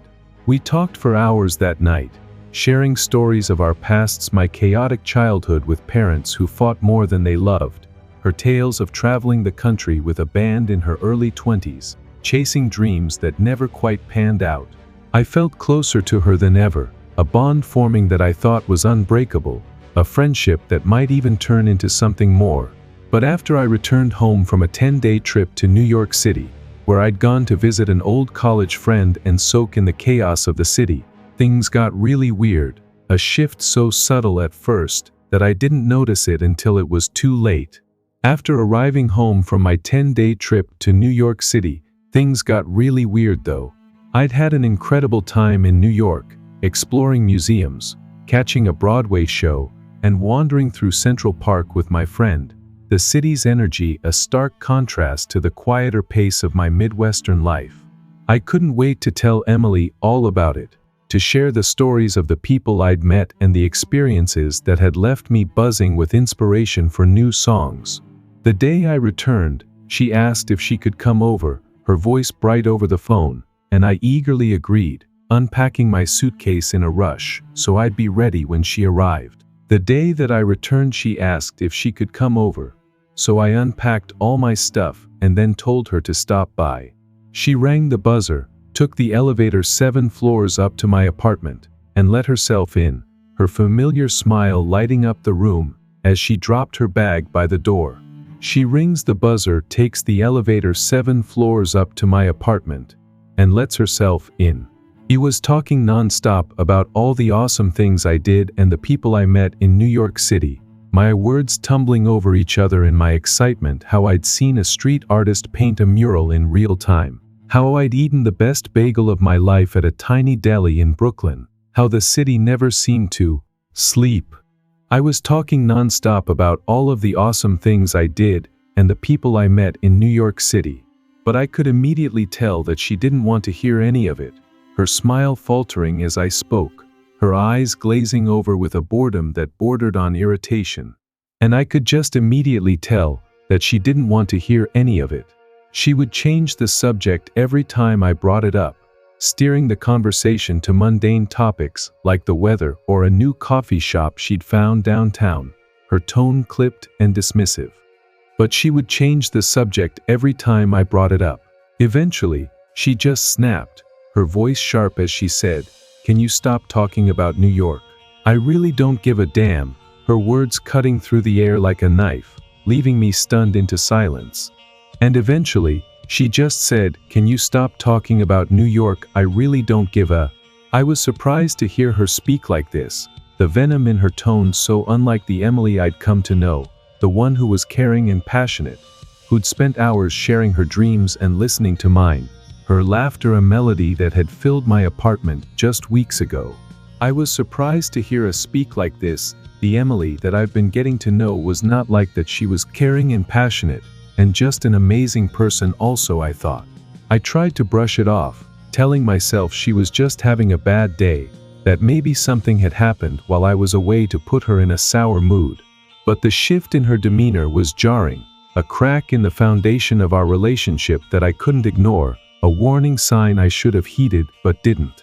I changed the subject, asking about her week, hoping to recapture the easy rapport we'd had, but the atmosphere remained tense, her responses curt and her eyes distant, as if she were somewhere else entirely. I couldn't shake the feeling that something had changed, that the Emily I'd met that first night, the one who'd charmed me with her wit and warmth, was slipping away, replaced by someone I didn't recognize, someone who carried a darkness I hadn't seen before. The apartment's tension pulsed, a shift weaving through the air, its silver edge glinting with unease, a presence that wasn't just a friend, wasn't just a mood, but something alive, something that stirred with a hunger for conflict, whispering promises of discord as I sat in silence. Emily's erratic behavior escalated into a terrifying confrontation, leaving me with a haunting reminder of her instability and a decision to cut ties. The unease from that night lingered, a shadow that followed me into the days that followed, but I pushed it aside, hoping it was a one-time lapse, a moment of stress that would pass. I wanted to believe in the Emily I'd first met, the one who'd made me laugh until my sides hurt, who'd shared her music and her dreams with me, but the cracks in her facade were growing wider, and I couldn't ignore them for long. A few nights later, I'd just gotten home from working a grueling 12-hour shift at the record store downtown, my feet aching and my mind foggy with exhaustion.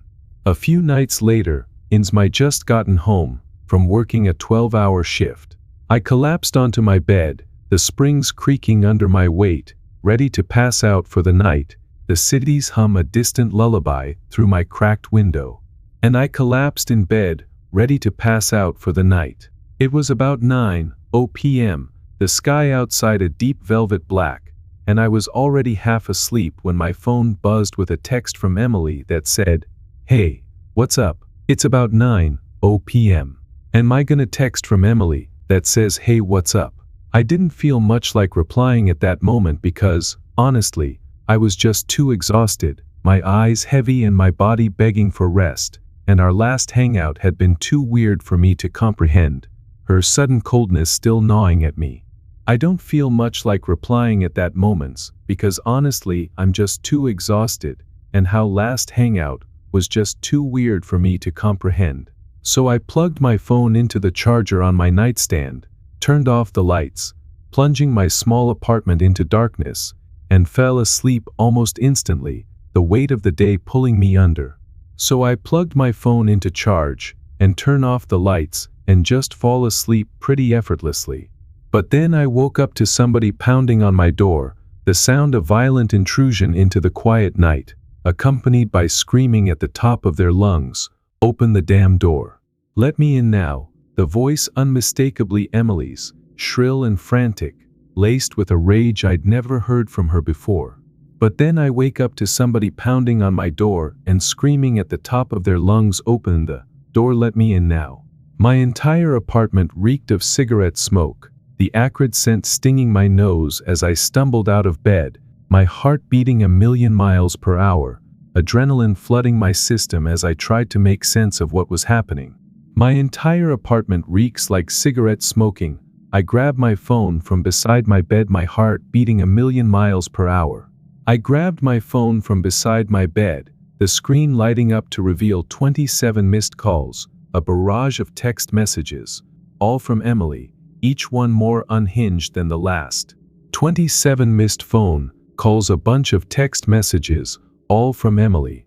I scanned through them while she continued to scream outside, her fists hammering against the door with a force that made the frame shake, trying to break it down as if possessed by some desperate need to get inside.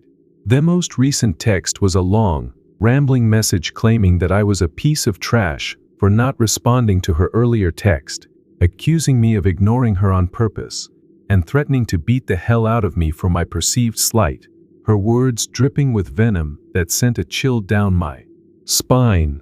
And I scanned through the text while she's still at the door screaming, trying to break down my door. The most recent text from her is a long one claiming that I'm a piece of for not responding to a text earlier, and that she's coming over to beat the hot of me for not doing so.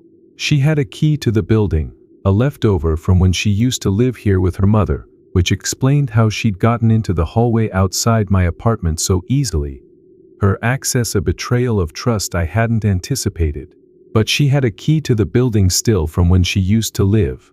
I got out of bed, my legs shaky as I stood, nearly having a panic attack as I tried to decide what my next move should be, my mind racing with options, each one fraught with risk.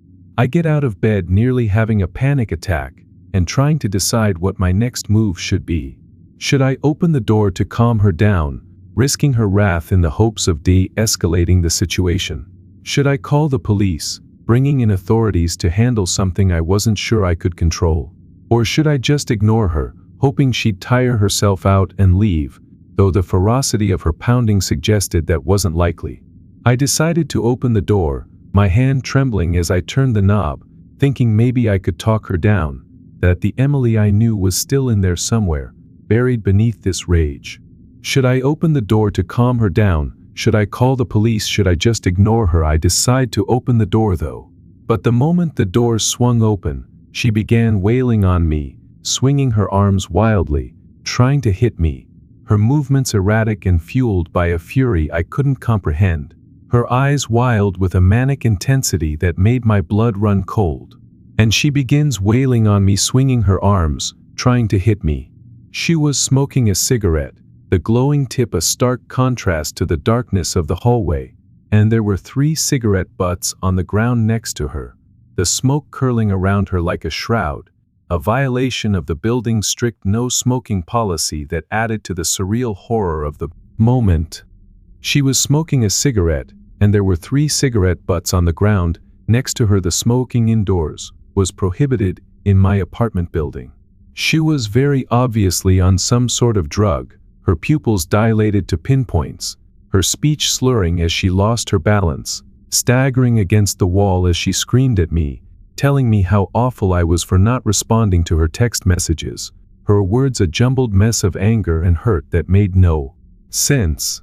She was very obviously on some sort of drug. She just kept screaming at me, telling me how awful I am for not responding to her text messages, slurring her speech, losing her balance. I was somehow able to calm her down, my voice steady despite the fear coursing through me, and I took her to the roof of the apartment building, where there was a small picnic table, a quiet spot where I hoped the fresh air might sober her up, might bring her back to herself. I was somehow able to calm her down, and I took her to the roof of the apartment building, which had a pretty nice and close picnic table there.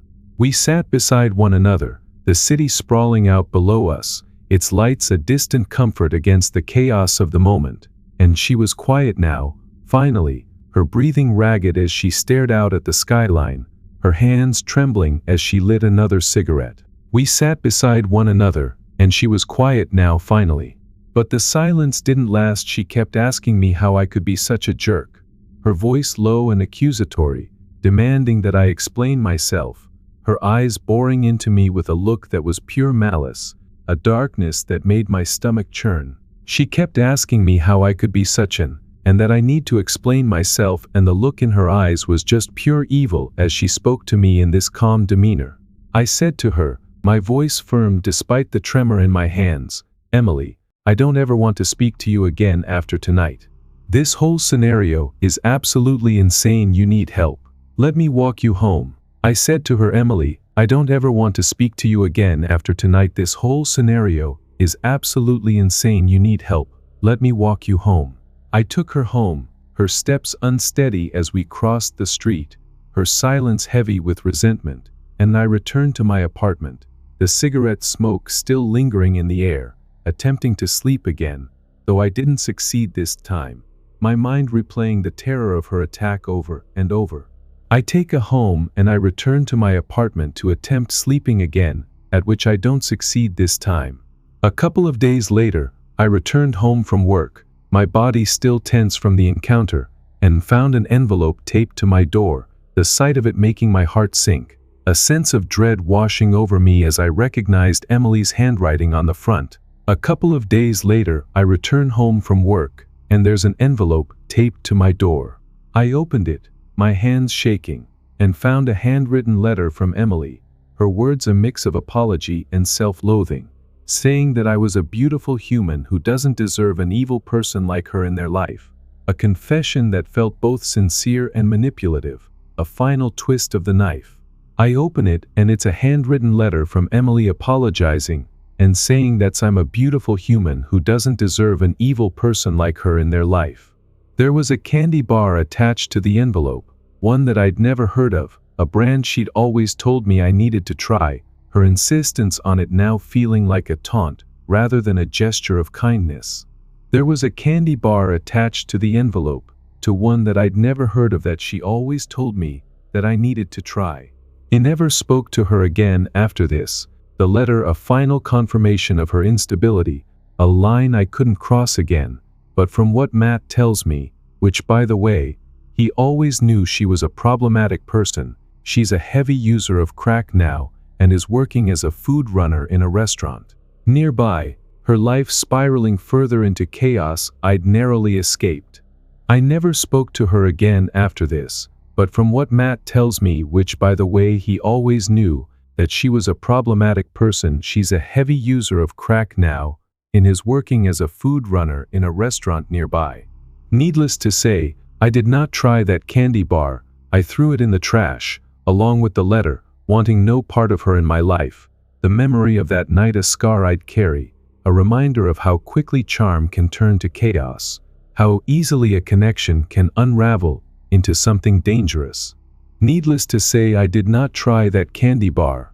The rooftop silence pulsed a confrontation weaving through the night, its silver tension glinting with dread, a presence that wasn't just a friend, wasn't just a moment, but something alive, something that lingered with a hunger for destruction, whispering promises of chaos as I walked away.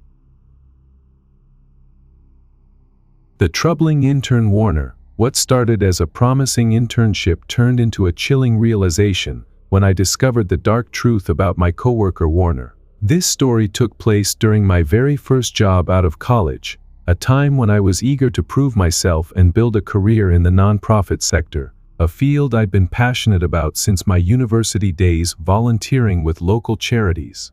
This story took place during my very first job out of college. I landed a position at a small local nonprofit focused on community outreach, an organization that helped provide resources, food, clothing, job training to underprivileged families in our city, a mission that resonated deeply with my own values.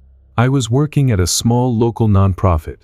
It was a quaint office located in a converted warehouse on the edge of town, its brick walls and high ceilings giving it a rustic charm, though the flickering fluorescent lights and creaky floors often made it feel more eerie than cozy, especially late at night when I'd stay to finish paperwork. It was a quaint office. The team was tight-knit, a group of 6 full-time staff plus a few interns like me, all of us united by a shared goal to make a difference. Our days filled with grant writing, event planning, and the occasional chaotic rush to distribute supplies during a crisis. I was just out of college, 22 years old, bright-eyed and optimistic, still adjusting to the realities of a 9-to-5 job after the freedom of student life. My days once filled with late-night study sessions, now replaced by early mornings and endless emails.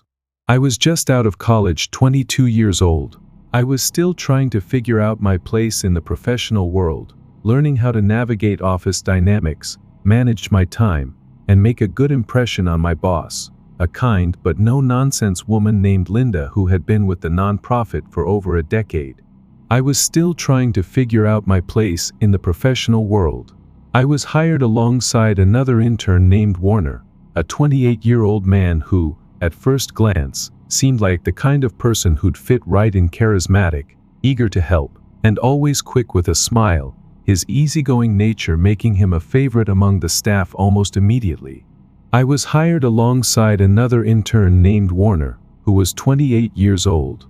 Warner and the first were both tasked with similar responsibilities: data entry, organizing volunteer schedules, assisting with community events. But while I preferred to keep my head down and focus on the work, Warner thrived on interaction, often chatting up the staff, volunteers, and even the families we served, his charm disarming in a way that made people open up to him effortlessly.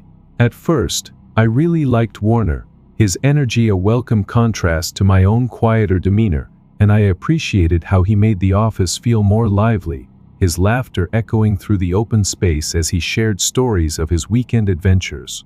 At first I really liked Warner. He seemed pretty normal initially, just a typical guy trying to make his mark, his enthusiasm for the nonprofit's mission mirroring my own, though he often talked about his dreams of moving up quickly, his ambition sometimes bordering on impatience. He seemed pretty normal initially. He was always very friendly, cracking jokes during our lunch breaks, bringing in coffee for the team on mornings when we were all dragging, and he was a great worker, meticulous with his tasks and quick to volunteer for extra projects, his dedication earning him praise from Linda and the other staff. He was always very friendly, and he was a great worker. I thought he was just a great addition to the team, someone I could learn from, maybe even become friends with outside of work, our shared status as interns creating a natural camaraderie between us. I thought he was just a great addition to the team. Warner and I ended up getting along really well initially, often paired together for tasks because we worked at a similar pace, our desks side by side in the corner of the office, where we'd chat about everything from our favorite podcasts to the challenges of working in the nonprofit sector. Warner and I ended up getting along really well initially. We bonded over our mutual love of music. He was a huge fan of classic rock, always humming Led Zeppelin tunes, while I preferred indie folk. My playlists full of artists like Bon Iver, and we'd often share earbuds during slow afternoons, taking turns picking songs while we sorted through donation records. He told me about his life growing up in a small town a few hours away, his stories painting a picture of a rough childhood, absent parents, a stint in foster care, a few run-ins with the law as a teenager, but he framed it all with a sense of triumph, proud of how he'd turned his life around to pursue a career helping others. I admired his resilience, seeing him as someone who'd overcome adversity to make a difference, a narrative that fit perfectly with the ethos of our nonprofit. But as the weeks went by, I started to notice some quirks about Warner that made me uneasy, subtle at first, but growing more pronounced with time, like a melody that starts off pleasant but slowly turns discordant. He had a habit of oversharing, often veering into personal territory that felt inappropriate for the workplace, details about his past relationships, his struggles with anger, even hints of a darker side that he'd laugh off as just part of growing up. He'd make offhand comments about his wild days, mentioning bar fights or nights he couldn't remember, his tone casual but his eyes sharp, watching for my reaction as if testing how much I could handle. I brushed it off initially, chalking it up to his extroverted personality, but there was a restlessness in him, a need for attention that felt almost desperate, as if he was always performing for an audience only he could see. I couldn't shake the feeling that there was more to Warner than he let on, a shadow lurking beneath his polished exterior, waiting to surface when I least expected it. The office's hum pulsed, a camaraderie weaving through the days, its silver rhythm glinting with promise, a presence that wasn't just a coworker, wasn't just an intern, but something alive, something that simmered with a hunger for secrets, whispering promises of unease as I worked beside him. As time passed, Warner's behavior grew increasingly unprofessional, and I began to question his stability, unaware of the danger he truly posed. Over the first few months, Warner's quirks evolved into behaviors that were harder to ignore, his initial charm giving way to a recklessness that set my nerves on edge. He started showing up to work late, often arriving with excuses that didn't quite add up: car trouble one day, a sick relative the next, his eyes bloodshot and his clothes wrinkled, as if he'd rolled out of bed without a second thought. He started showing up to work late. He'd laugh it off, saying he'd been out late at a concert or had a rough night, but there was a hollowness to his laughter, a brittleness that made me wonder what he wasn't telling us. His work, once meticulous, became sloppy, his data entries riddled with errors that I'd have to fix, his volunteer schedules a mess of double bookings and missed shifts that left the team scrambling to cover for him. His work became sloppy. Warner's professionalism really began to slip, and it wasn't just his tardiness or careless mistakes, it was the way he carried himself, the way he interacted with the team, his once friendly demeanor now tinged with an edge of unpredictability. Warner's professionalism really began to slip. He became very short-tempered, snapping at volunteers over minor issues, like a misplaced box of donations or a delayed delivery, his voice sharp enough to make people flinch, his temper flaring without warning before he'd catch himself and apologize with a forced smile. He became very short-tempered. He also began taking a lot of smoke breaks, far more than seemed reasonable, disappearing outside for 20 minutes at a time, returning with the faint scent of cigarettes clinging to his clothes, his fingers stained yellow from nicotine, a habit that seemed to grow more compulsive with each passing week. He also began taking a lot of smoke breaks. I'd see him pacing in the parking lot, muttering to himself, his movements jerky, as if he was arguing with someone only he could hear, his behavior a stark contrast to the polished image he presented when we first met. At first, I thought Warner was just going through a rough patch, that maybe the stress of the internship was getting to him. We were both under pressure to perform, to prove ourselves to Linda and the team, and the nonprofit world was notorious for its low pay and high burnout rates. At first I thought Warner was just going through a rough patch. It tried to be empathetic, offering to help with his workload, suggesting we grab coffee after work to talk if he needed a friend, but he'd brush me off with a laugh, saying he was fine, just working through some stuff, his tone dismissive but his eyes guarded, as if he didn't trust me with the truth. I wanted to believe him, to hold on to the connection we'd built in those early weeks, but the more I saw of this new Warner, the more I felt like I didn't know him at all, like the person I'd bonded with over music and shared goals was a mask that was slowly slipping away. Then came the day that really made me question his stability, a moment that shifted my perception of Warner from troubled coworker to something far more unsettling. One day, he told me that he had just gotten out of a 3-year relationship, a breakup that had clearly left him rattled, his voice trembling as he spoke, his usual bravado replaced by a raw vulnerability that caught me off guard. One day he told me that he had just gotten out of a 3-year relationship. He said that he used to be a drug addict and an alcoholic, a confession that came out of nowhere, his words heavy with shame as he described years of struggling with addiction, of losing friends and family to his vices, of hitting rock bottom before clawing his way back to sobriety. He said that he used to be a drug addict and an alcoholic. He told me that he was trying to stay clean, that this internship was his chance to start over, to build a life he could be proud of, but I could see the strain in his eyes, the way his hands shook as he spoke, the way he kept glancing at the door, as if expecting someone or something to come for him.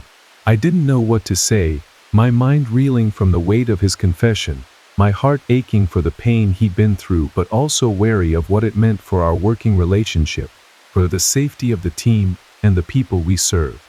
I told him that I was there for him, that I admired his honesty, but inside, I was uneasy. His past explained some of his behavior, but it also raised red flags, questions about whether he was truly stable enough to handle the responsibilities of our job, where we often worked with vulnerable populations who needed consistency and care. Over the next few weeks, Warner started telling me more about his past, his stories growing darker with each conversation, details that made my stomach churn, tales of violent outbursts, of nights spent in jail for petty theft, of a time he'd almost overdosed in a stranger's apartment, his voice flat, as she recounted the memories, as if he'd detached himself from the person he'd been. Over the next few weeks, Warner started telling me more about his past. He'd share these stories in the middle of mundane tasks, like sorting through donation boxes or updating spreadsheets, his tone casual but his words heavy, leaving me unsure how to respond, my attempts at empathy feeling hollow against the growing sense of dread in my gut. I started to feel really uncomfortable around him, his presence in the office now a source of tension rather than camaraderie, his unpredictability making me question what he was capable of, what he might do if pushed too far. I started to feel really uncomfortable around him. I'd catch him staring at me sometimes, his gaze intense and unreadable, as if he was sizing me up, testing my reactions to his stories, and I couldn't shake the feeling that he was hiding something, that there was a darkness in him that went beyond what he'd shared, a shadow that loomed larger with every passing day. The office's tension pulsed, a confession weaving through the air, its silver weight glinting with unease, a presence that wasn't just a coworker, wasn't just a story, but something alive, something that simmered with a hunger for chaos, whispering promises of danger, as I sat beside him. Warner's descent into chaos culminated in a shocking revelation after I left the job, leaving me grateful to have escaped a truly dangerous individual. As the months went on, Warner's behavior grew more erratic, his temper flaring more frequently, his smoke breaks stretching longer, his work deteriorating to the point where Linda had to step in, her patience finally wearing thin. As the months went on, Warner's behavior grew more erratic. He'd lash out at the smallest things, a printer jamming, a volunteer arriving late, his voice booming through the office, his face red with anger, only to apologize moments later, his apologies hollow and rehearsed, as if he knew exactly how to play the part of the remorseful coworker. The team started to tiptoe around him, our once close-knit dynamic fractured by his unpredictability, the laughter that used to fill the office now replaced by a tense silence whenever he was around. I found myself dreading our shared shifts, my stomach knotting every time I saw his name on the schedule, my earlier attempts at empathy giving way to a primal instinct to protect myself, to keep my distance from someone who felt increasingly unstable. One afternoon, during a particularly hectic day, when we were preparing for a big community event, a food drive that had drawn dozens of volunteers to the office, Warner had a complete meltdown, a moment that solidified my decision to leave the job. We were short-staffed, the phone ringing off the hook with last-minute questions from donors, and Warner was tasked with organizing the volunteer teams, a job he'd been struggling with all week. When a volunteer misplaced a stack of sign-in sheets, Warner lost it, slamming his fist on the desk so hard that a coffee mug fell and shattered on the floor, his voice a roar as he screamed at the volunteer, a timid older woman who burst into tears at his outburst. Warner had a complete meltdown. Linda stepped in immediately, pulling him into her office, her face a mask of frustration as she closed the door, the muffled sound of her stern voice leaking through the walls as she reprimanded him. The rest of us worked in silence, the air thick with tension, the volunteers' quiet sobs a haunting backdrop to the chaos Warner had caused. After that incident, Warner was given a formal warning, his internship hanging by a thread, but it was clear he wasn't going to change. His apologies felt empty, his promises to do better undermined by the same reckless behavior, his temper a ticking time bomb we all feared would explode again. After that incident, Warner was given a formal warning. I couldn't take it anymore, the stress of working with him compounding the already demanding nature of the job, my own mental health suffering under the weight of his presence, the constant fear of what he might do next. I couldn't take it anymore. I decided to quit, my decision abrupt but necessary, my resignation letter a brief note to Linda thanking her for the opportunity, but citing personal reasons for my departure, a vague explanation that masked the real reason, Warner. I decided to quit. I left the nonprofit after 4 months, packing up my desk on a quiet Friday afternoon, the office empty save for the hum of the air conditioning, my last day marked by a sense of relief but also a lingering unease, a feeling that I hadn't seen the last of Warner's darkness. I ended up getting another job pretty quickly, a remote position with a larger nonprofit focused on education, a role that allowed me to work from home, away from the chaos of office dynamics, a fresh start that felt like a lifeline after the turmoil of my first job. I ended up getting another job pretty quickly. About a year after I left, I was scrolling through the news on my phone, a habit I'd picked up during slow afternoons, when I saw a mugshot that made my blood run cold. It was Warner, his face gaunt and hollow, his eyes empty in a way that sent a shiver down my spine, the headline above his photo a stark confirmation of my worst fears. About a year after I left, I saw a mugshot of Warner on the news. He had been arrested for murder, the article detailing a horrific crime. He'd stabbed a man to death in a bar fight, a dispute over a spilled drink that had escalated into violence. Warner's temper finally boiling over into something deadly, his past struggles with addiction and anger culminating in a tragedy that left a family shattered. He had been arrested for murder.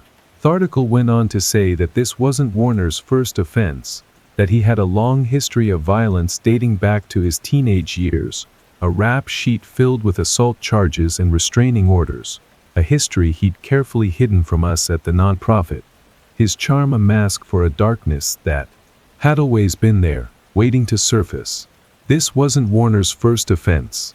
I felt sick to my stomach reading the details, my mind flashing back to our conversations, the stories he'd told me about his wild days, the red flags I'd ignored because I wanted to believe he was trying to change, that he was the person he presented himself to be on those first days in the office.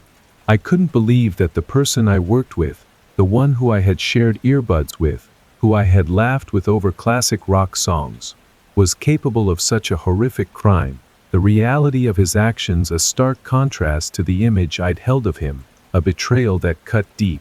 I couldn't believe that the person I worked with was capable of such a horrific crime.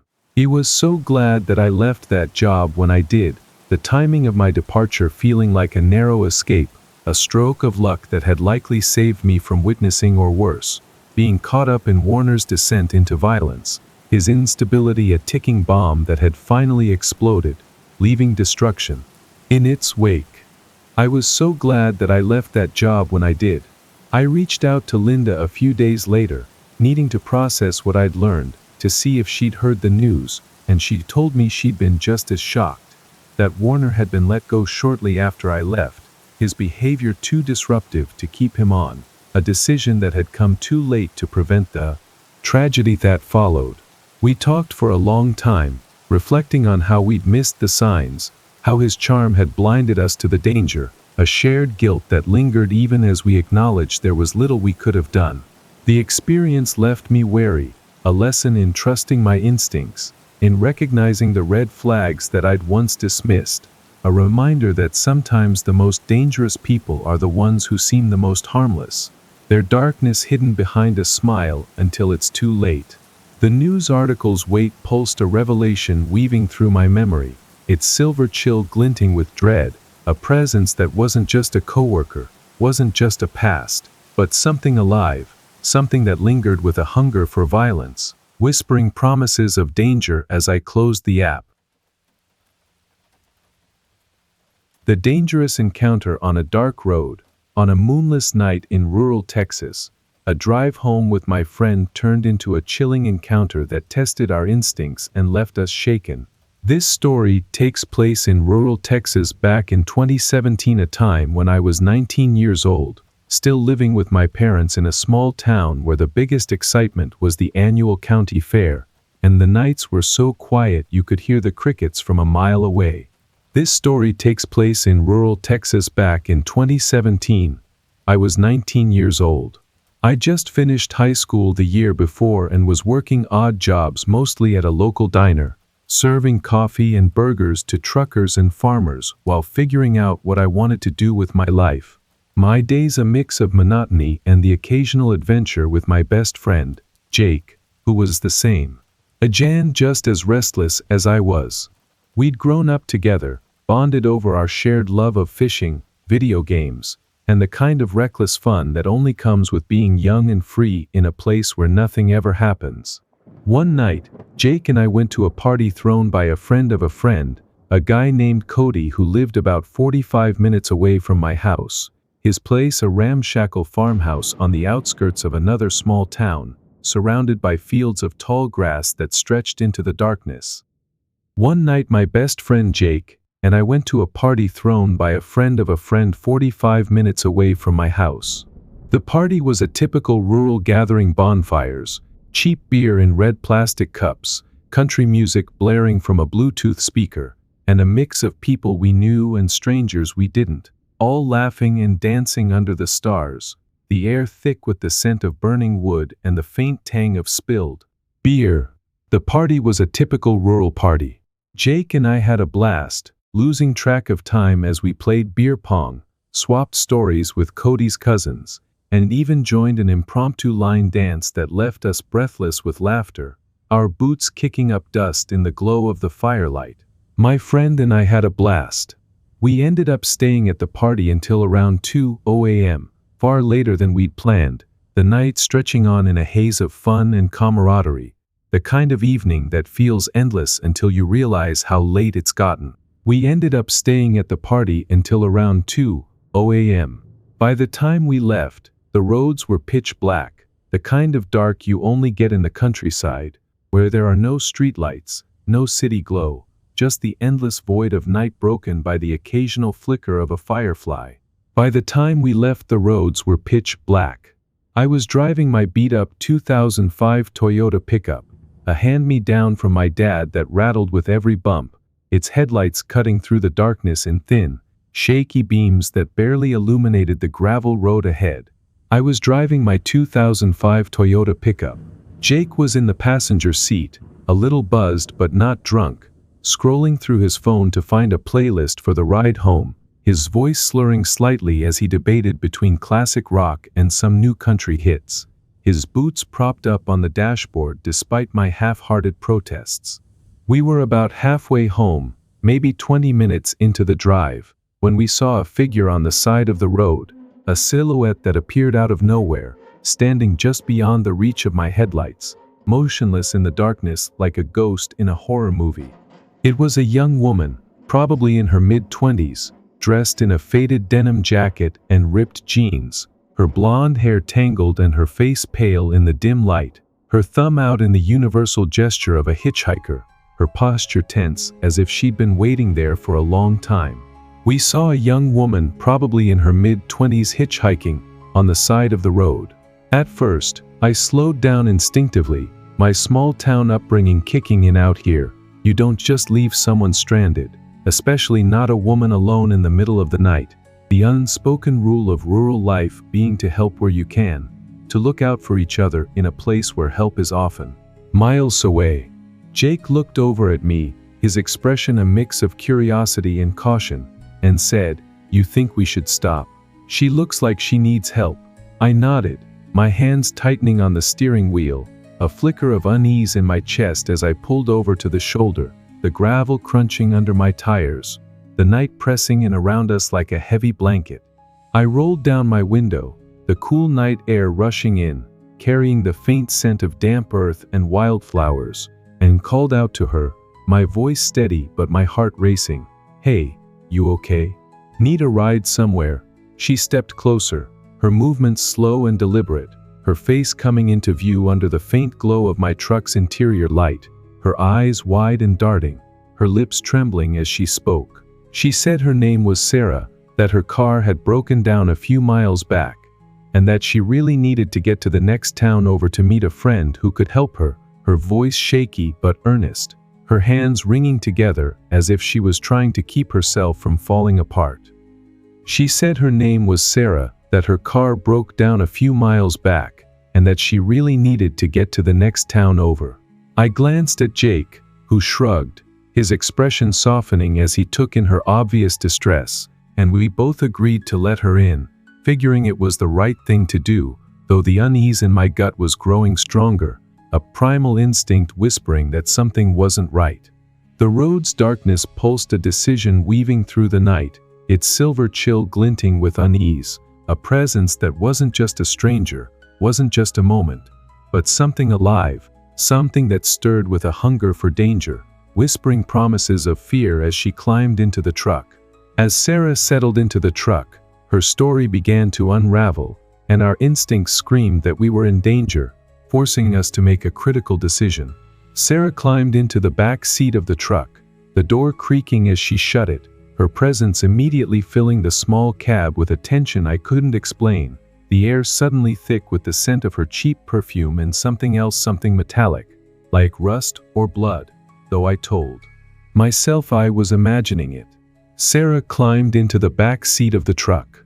She thanked us profusely, her voice a little too loud, her words tumbling over each other as she repeated how grateful she was, how she didn't know what she would have done if we hadn't stopped, her hands fidgeting in her lap as she spoke, her nails bitten down to the quick, her knuckles white from gripping her own fingers. Jake turned around to offer her a reassuring smile, asking if she was okay, if she needed to call someone, but she shook her head quickly, saying her phone was dead, that her friend in the next town would take care of everything, her eyes darting between us as if she was trying to gauge our reactions, to see if we believed her. It pulled back onto the road, the gravel giving way to cracked asphalt, the truck's engine rumbling as we continued toward the next town, the darkness outside unbroken save for the occasional glint of a reflective road sign, the silence between us heavy despite the low hum of Jake's playlist, now playing some old Johnny Cash song that felt eerily fitting for the moment.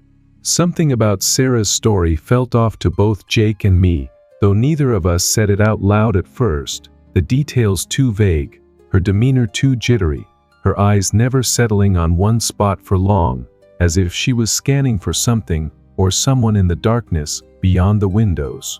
Something about her story felt off to both of us. She said she'd been walking for about an hour, that her car had broken down on a side road we'd passed a few miles back.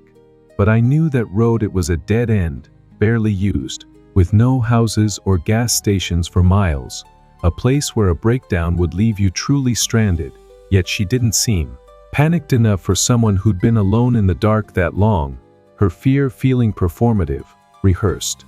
Jake agreed to make small talk, asking where she was from, what kind of car she drove, trying to ease the tension, but her answers were evasive, contradictory. She said she was from Dallas, then a few minutes later mentioned growing up in Houston, her timelines shifting as she spoke, her hands never still, her voice rising and falling in a way that felt unnatural, like she was trying too hard to sound convincing. Jake tried to make small talk, but her answers were evasive. I caught Jake's eye in the rearview mirror, his expression mirroring my own growing unease, a silent agreement passing between us that something was wrong, that Sarah's story didn't add up, that we needed to be careful, to stay alert, to not let our guard down even for a moment. I kept driving, my hands gripping the steering wheel a little tighter, my eyes flicking to the rearview mirror every few seconds, watching Sarah's reflection, her face half hidden in the shadows, her lips moving silently as if she was talking to herself, her fingers now tracing patterns on her jeans, a nervous tick that sent a shiver down my spine.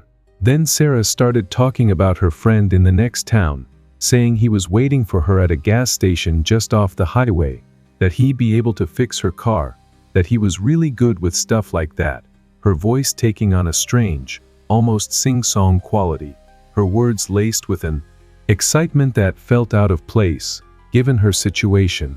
Then Sarah started talking about her friend. But as she spoke, she mentioned that her friend had her phone, which contradicted her earlier claim that her phone was dead, a slip-up that made my stomach drop, the inconsistency glaring in the quiet of the cab, Jake's eyebrows shooting up as he turned to look at her, his smile fading, his hand inching toward the door handle, as if preparing to jump out if he had to. She mentioned that her friend had her phone, which contradicted her earlier claim that her phone was dead. Asked her about it, trying to keep my voice casual. Wait, I thought you said your phone was dead. How'd your friend get it? She froze for a moment, her eyes widening, then laughed a sharp, nervous sound that echoed in the small space, her hand waving dismissively as she said, "Oh, I meant his phone, sorry, I'm just so tired," her excuse flimsy, unconvincing, her gaze darting to the window, avoiding mine in the mirror. At this point, Jake and I were both on edge, our instincts screaming that something was very wrong, that Sarah wasn't who she said she was, that we'd made a mistake letting her into the truck, a realization that hit us like a punch to the gut, the weight of our decision settling over us like a storm cloud. At this point Jake and I were both on edge. Jake leaned over and whispered to me, his voice barely audible over the hum of the engine, "I don't trust her, man, her story keeps changing. We need to get her out of here." I nodded, my mind racing as I tried to think of a plan, a way to get her out of the truck without escalating the situation, without putting us in more danger, my heart pounding so hard I could feel it in my throat. I spotted a faint light up ahead, a lone gas station, its neon sign flickering in the distance, the only sign of civilization we'd seen in miles, a possible escape from the nightmare unfolding in my back seat. I decided to pull over there, to tell her this was as far as we could take her, to get her out of the truck and drive away as fast as we could, my hands trembling as I gripped the wheel, the gas station growing closer with every second, a beacon of hope in the darkness that surrounded us.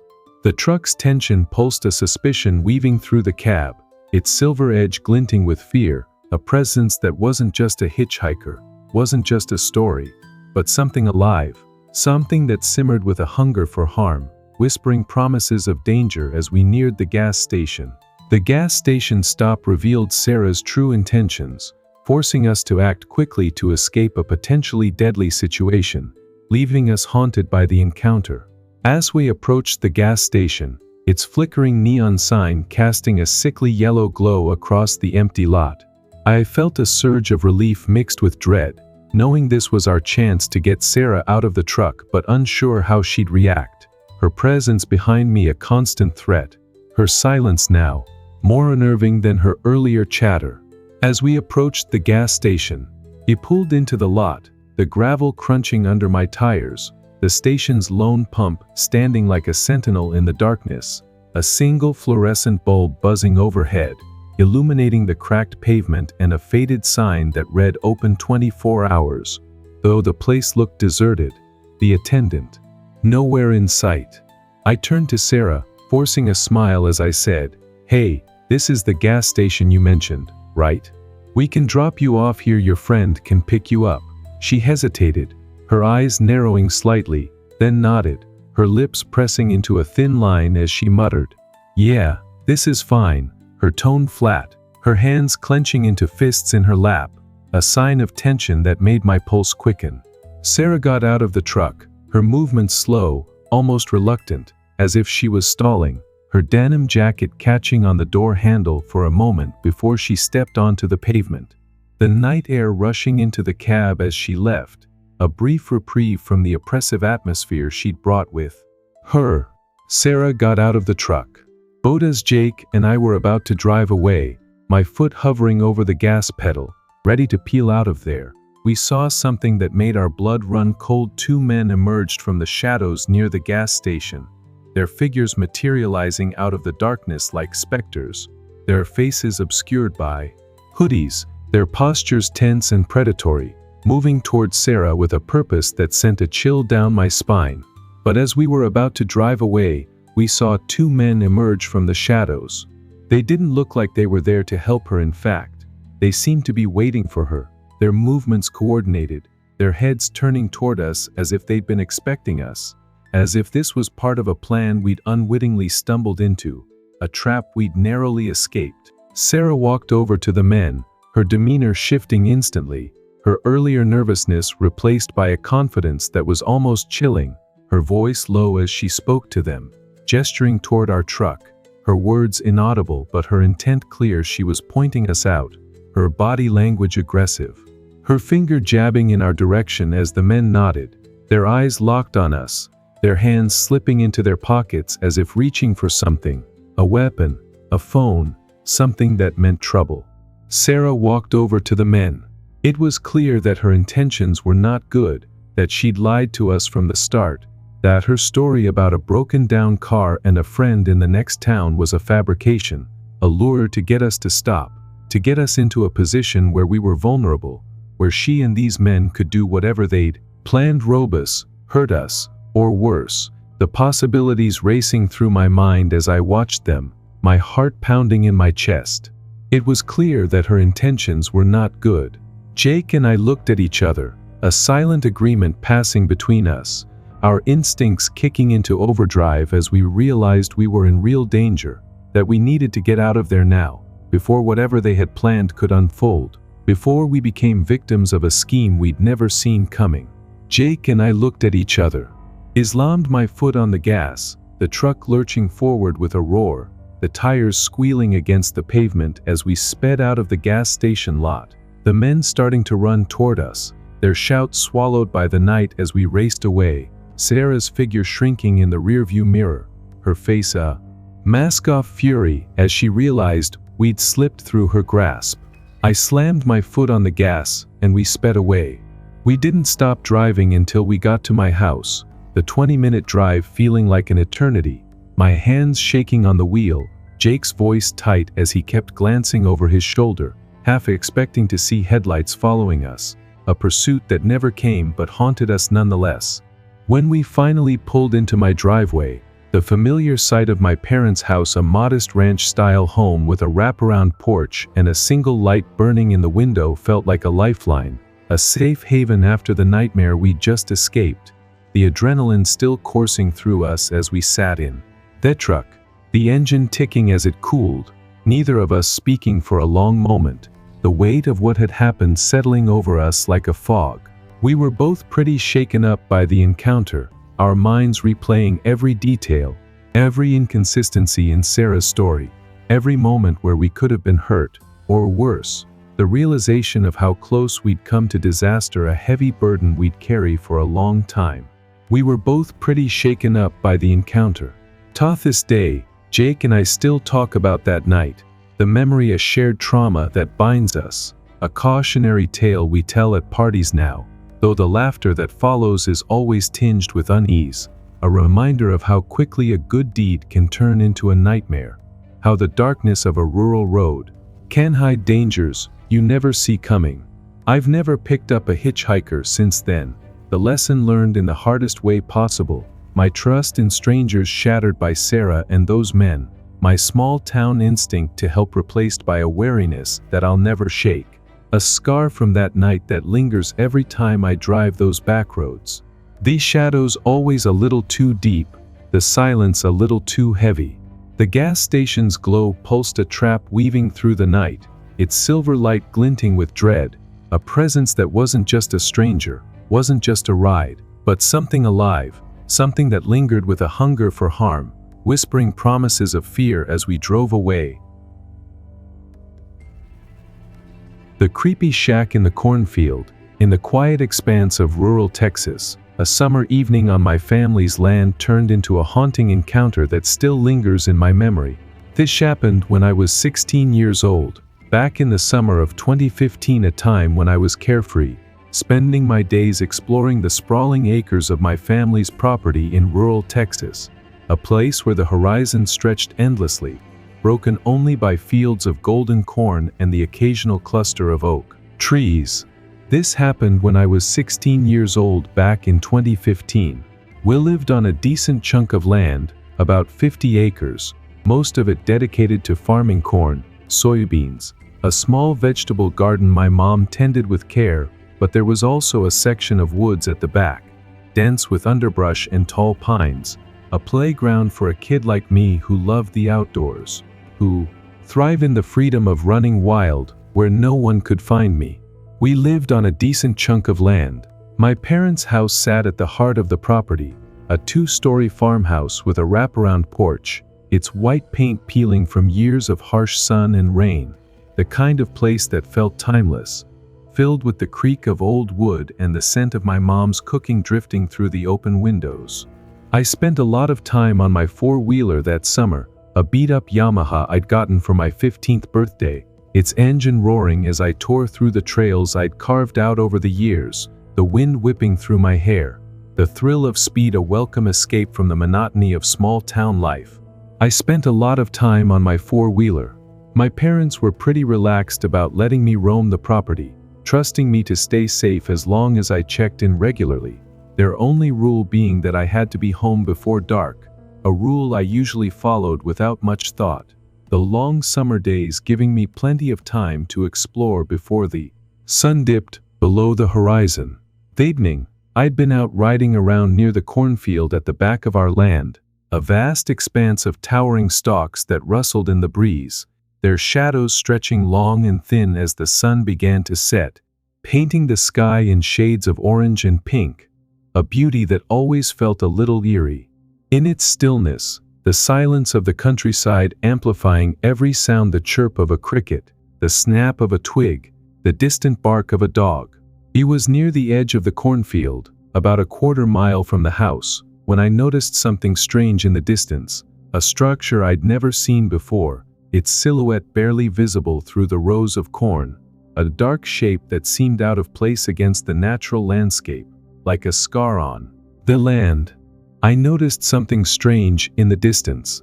I drove my four-wheeler closer, the engine's rumble a steady comfort as I navigated the uneven ground, the cornstalks brushing against my arms as I pushed through, their dry leaves scratching at my skin, the air growing cooler as the sun sank lower, the light fading into a dim twilight that made the shadows deepen, the world around me taking on a muted, almost dreamlike quality.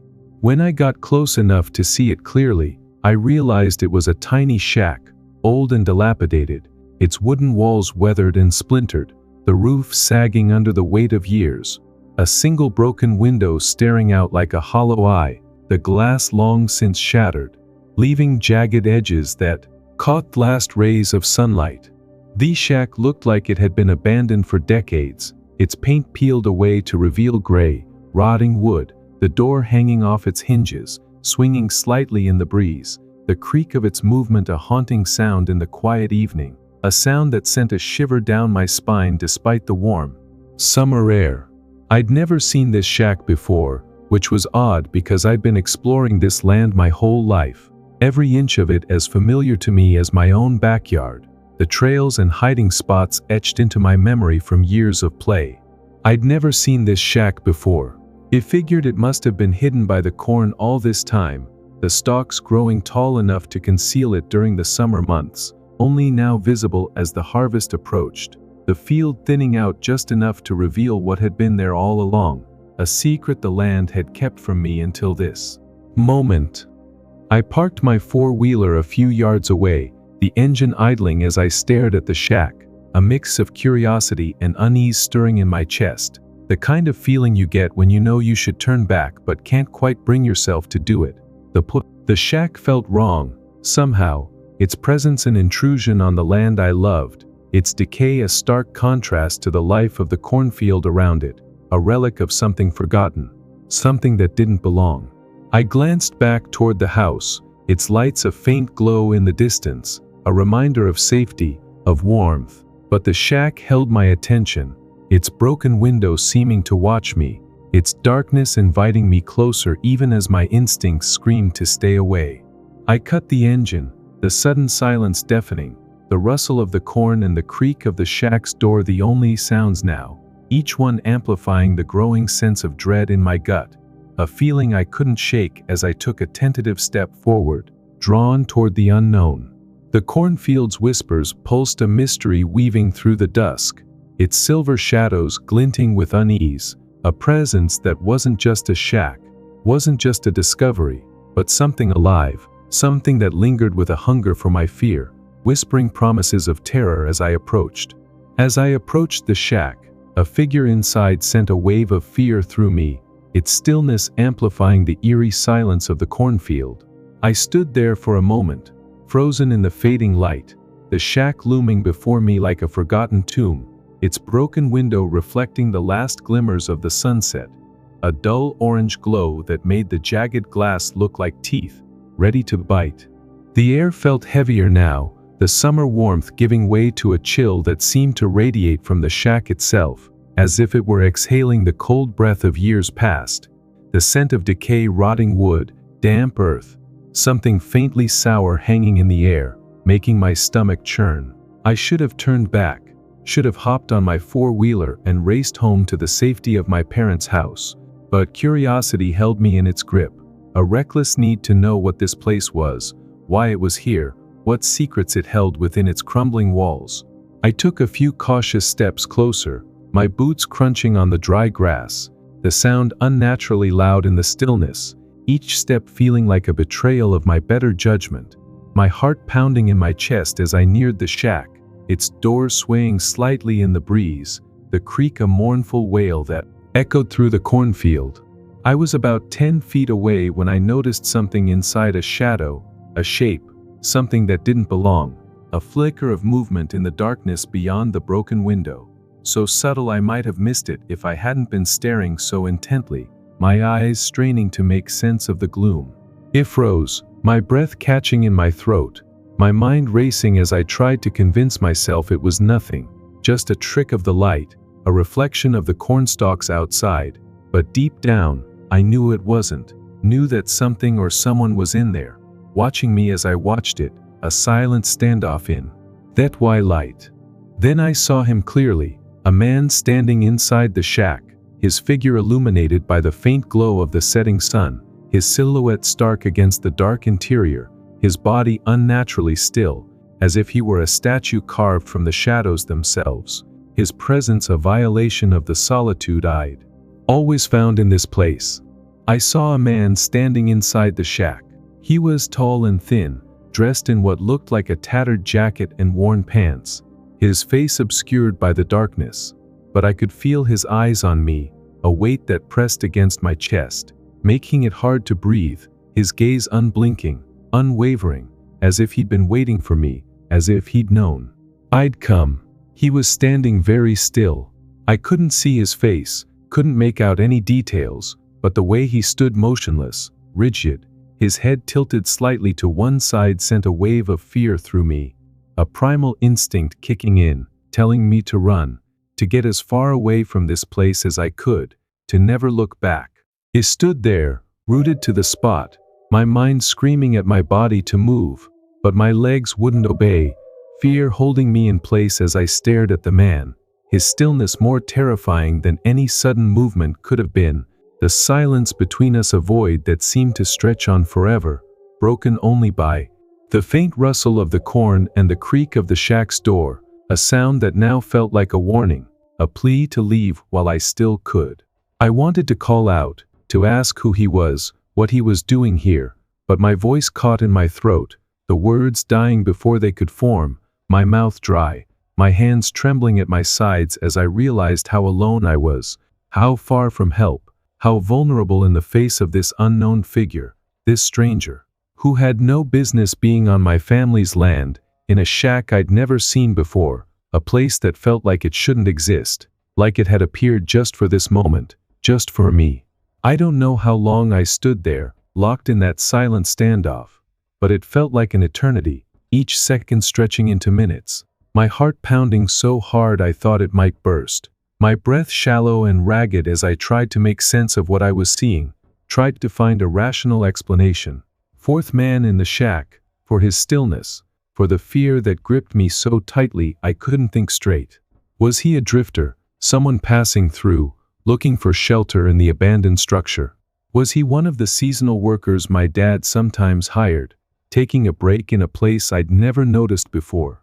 Or was he something else, something darker, something I couldn't explain, something that didn't belong in the world I knew, the world of cornfields and four-wheelers and summer evenings that were supposed to be safe, supposed to be mine?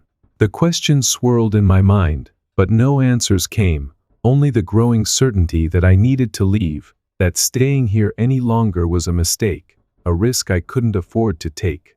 Finally, I forced myself to move, taking a step back, then another, my eyes never leaving the man in the shack, his silhouette still motionless, his presence a dark stain against the fading light, a shadow that seemed to grow larger the longer I looked, as if he were drawing the darkness to him, feeding in my fear.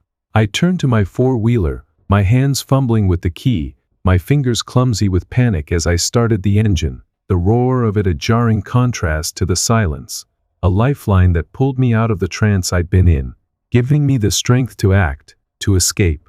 I glanced back one last time, half expecting the man to be gone, to have vanished like a ghost, but he was still there, still standing, still watching, his stillness a promise of something I didn't want to understand, something that would haunt me long after I left this place behind.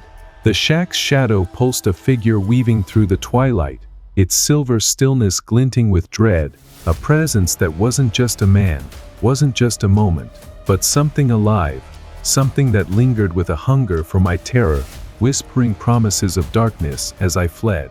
I fled the shack in a panic, but the memory of the man's eerie presence followed me, leaving a lasting mark on my sense of safety.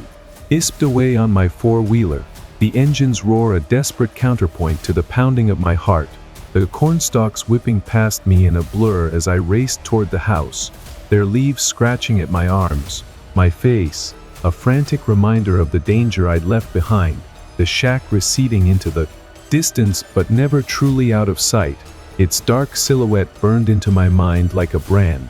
I sped away on my four-wheeler. It didn't stop until I reached the house, the familiar glow of the porch light a beacon of safety, my parents' voices drifting through the open kitchen window as they talked over dinner, the normalcy of it a stark contrast to the terror I just experienced, a lifeline I clung to as I stumbled off. The four-wheeler, my legs shaking, my breath coming in ragged gasps, the adrenaline still coursing through me, making my hands tremble as I turned off the engine, the sudden silence deafening, oppressive. I burst through the back door, the screen slamming behind me, my mom looking up from the stove with a startled expression, a wooden spoon in her hand, the smell of her famous chili filling the kitchen, a comforting scent that did little to ease the fear that gripped me. My dad, glancing over from the table, his newspaper folded in his lap, his brow furrowing as he took in my pale face, my wide eyes, the way I was shaking, my voice trembling as I tried to explain what I'd seen, the words tumbling out in a rush, incoherent at first, my mind still reeling from the encounter. I told my parents about the shack and the man inside, my voice breaking as I described his stillness, the way he'd stared at me, the feeling of being watched, hunted, the terror that had driven me to flee, to run as fast as I could, to get away from that place, from him, from whatever he represented, whatever he might have done if I'd stayed any longer. My dad listened quietly, his expression shifting from concern to something harder, more determined, his jaw tightening as he stood up, his chair scraping against the floor, his hands already reaching for the flashlight he kept on the counter, his voice calm but firm as he said, "Stay here with your mom, I'll go check it out." My mom protested, her voice sharp with worry, telling him to wait, to call the sheriff instead, but my dad shook his head, his stubborn streak kicking in, the kind of rural pride that made him feel responsible for protecting his land, his family, from any threat, no matter how unknown, how unsettling. He grabbed his shotgun from the closet, the one he kept for coyotes and the occasional trespasser, its weight a reassurance as he headed out into the night, the beam of his flashlight cutting through the darkness, a lone figure disappearing into the cornfield, leaving me and my mom standing in the kitchen, the silence between us heavy with fear, with the unspoken question of what he might find, what he might face. We waited, the minutes stretching into an eternity, my mom's hand gripping mine so tightly it hurt, her eyes fixed on the window, watching for any sign of my dad, any flicker of light, any sound that might tell us he was okay, that he was coming back, that the man in the shack was gone, that this was all a misunderstanding, a trick of my imagination, a story I'd laugh about someday. But fear in my gut told me otherwise, told me that what I'd seen was real, that the man in the shack was a threat, a danger I couldn't explain, couldn't understand, a darkness that had invaded the safety of my family's land, my childhood refuge, a place that had always been mine, always been safe, until now.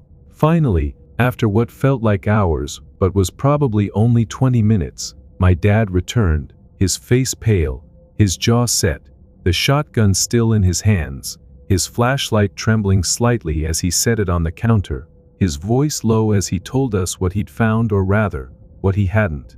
The shack was empty, he said, no sign of the man I'd seen, no footprints, no trace of anyone having been there, the dust on the floor undisturbed, the air inside cold and stale, as if no one had set foot in it for years, decades even, the broken window still staring out like a hollow eye, the door still creaking on its hinges, but nothing else, no evidence of the figure I'd seen, the man who'd watched me with such unnerving stillness, who'd sent me running in a panic, who'd shattered my sense of safety in a single moment. My dad looked at me, his eyes searching mine, and I could see the doubt there, the unspoken question of whether I'd imagined it, whether the fading light and my own fear had conjured a phantom where there was none. But I knew what I'd seen, knew it was real, knew that the man had been there, that he'd watched me, that he'd wanted something from me, something I couldn't name but could feel, a darkness that lingered in the air, in my memory, in the shadows of the cornfield I'd once loved. That night, I barely slept, my room at the top of the stairs feeling too exposed, the window overlooking the cornfield a constant reminder of the shack, of the man, of the fear that had taken root in me, a fear that followed me into my dreams, turning them into nightmares of endless cornfields, of a figure standing in the dark, watching, waiting, always just out of reach, always there. My parents never found the shack again after that summer, the cornfield harvested and replanted, the land changing with the seasons, the structure seemingly gone, as if it had never been there, as if it had appeared just for me, just for that night, a mystery I'd never solve, a memory I'd never escape. I stopped riding my four-wheeler near the back of the property after that. The cornfield no longer a place of adventure, but a place of fear, a place where the shadows held secrets I didn't want to uncover, where the man in the shack waited, his stillness a promise of something I'd never understand, something that would haunt me for years to come, a reminder that even the safest places can hide the darkest dangers, waiting in the twilight for someone to find them. The shack's absence pulsed a memory weaving through my dreams, its silver chill glinting with dread, a presence that wasn't just a man, wasn't just a night, but something alive, something that lingered with a hunger for my fear, whispering promises of terror as I lay awake. The Grindr date gone wrong. A casual Grindr date in my small college town turned into a chilling ordeal that taught me the dangers of trusting too easily. This happened a few years ago when I was 21, a junior in college at a small university in a sleepy Midwestern town, the kind of place where the biggest events were football games and the annual spring festival, where everyone knew everyone, and the nights were quiet save for the occasional party. Spilling out onto Fraternity Row. This happened a few years ago, when I was 21. He was living in an off-campus apartment, a cramped one-bedroom above a local bookstore, its walls thin enough to hear the baristas chatting downstairs. But I loved the charm of it, the creaky hardwood floors, the slanted ceilings, the view of the town square from my tiny balcony, where I'd sit with a coffee and watch the world go by, dreaming of the day I'd graduate and move to a bigger city, somewhere vibrant, somewhere I could be myself without the small-town scrutiny. I'd been single for a while, focusing on my studies psychology major, with a minor in sociology, always buried in textbooks about human behavior, but also navigating my identity as a gay man in a town that wasn't always the most accepting, where being out meant constant caution, always looking over my shoulder at the local diner or the grocery store, wondering who might be judging, who might cause trouble. I'd been single for a while. I decided to download Grindr, the dating app, a lifeline for someone like me, a way to connect with other queer guys in the area, to find community, maybe even a bit of romance, in a place where such connections were hard to come by, where the nearest gay bar was an hour's drive away, and the dating pool was more like a puddle, shallow and limited. I decided to download Grindr. He was cautious at first, my profile vague, no face pics, just a torso shot and a few lines about my interests, music, hiking, good conversation, hoping to weed out the creeps, to find someone genuine, someone who might understand the challenges of being queer in a town like this, someone I could trust.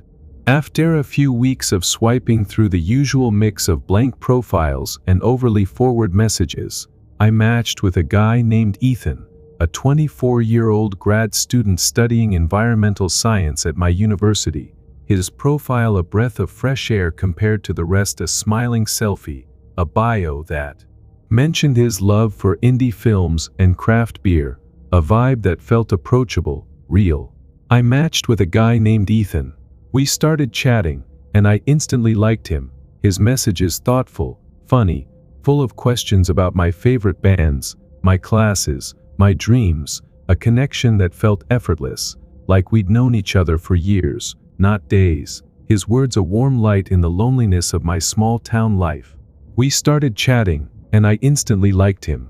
After a few days of texting, we decided to meet up at a local bar called the Rusty Nail, a dive on the edge of town known for its cheap drinks and dim lighting, a place where we could talk without too many eyes on us, where we could be ourselves, or so I thought.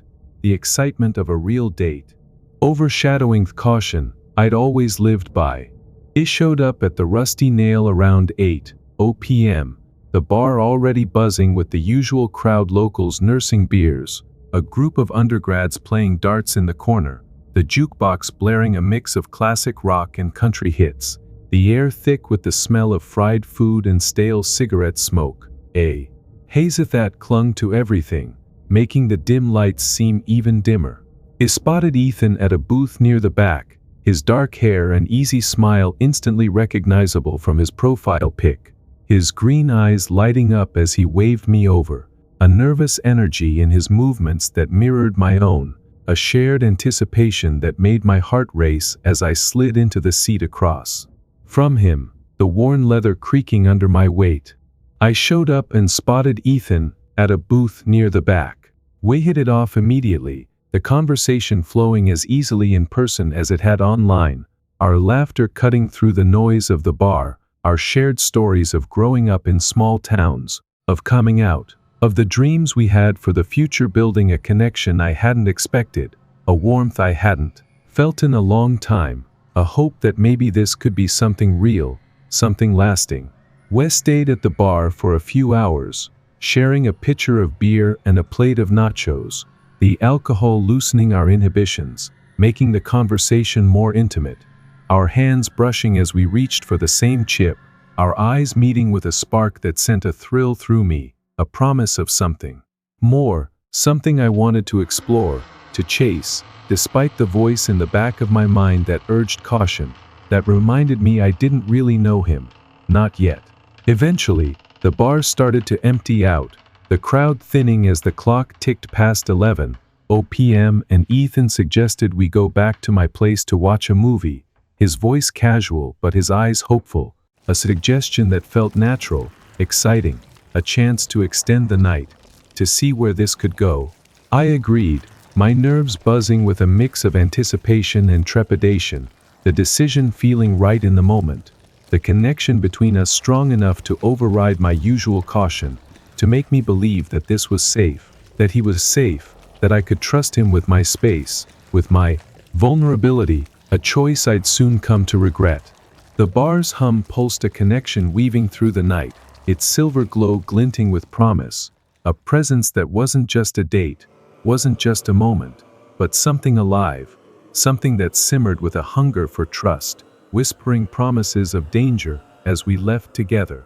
Back at my apartment, Ethan's behavior shifted subtly, and a disturbing discovery made me question his intentions, setting off alarm bells. We walked the short distance to my apartment, the night air cool against my skin, the town square quiet save for the occasional car passing by, its headlights cutting through the darkness, the sound of our footsteps echoing on the sidewalk as we made small talk, Ethan's hand brushing mine, a gesture that felt both comforting and charged, a promise of what might come once we were alone. We climbed the narrow stairs to my place, the bookstore below closed for the night, its windows dark, the silence of the building amplifying every creak of the steps, every rustle of our clothes, my nerves tingling with a mix of excitement and uncertainty as I unlocked the door, the familiar scent of me apartment coffee, old books, a hint of lavender from a candle I'd burned earlier greeting us as we stepped inside.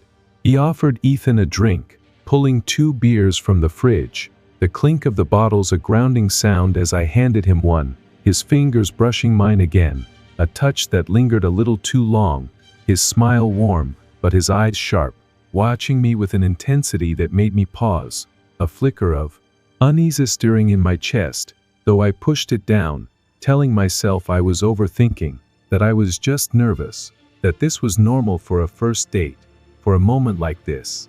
We settled on the couch, my laptop open on the coffee table, a movie queued up, an indie drama we'd both mentioned liking, a safe choice for background noise as we continued talking, our knees touching, the space between us shrinking with every laugh, every shared glance, the tension building in a way that felt electric, intoxicating, a dance I wanted to lose myself in, despite the nagging feeling that something wasn't quite right, that Ethan's energy had shifted since we left the bar, his warmth now tinged with something else, something I couldn't name.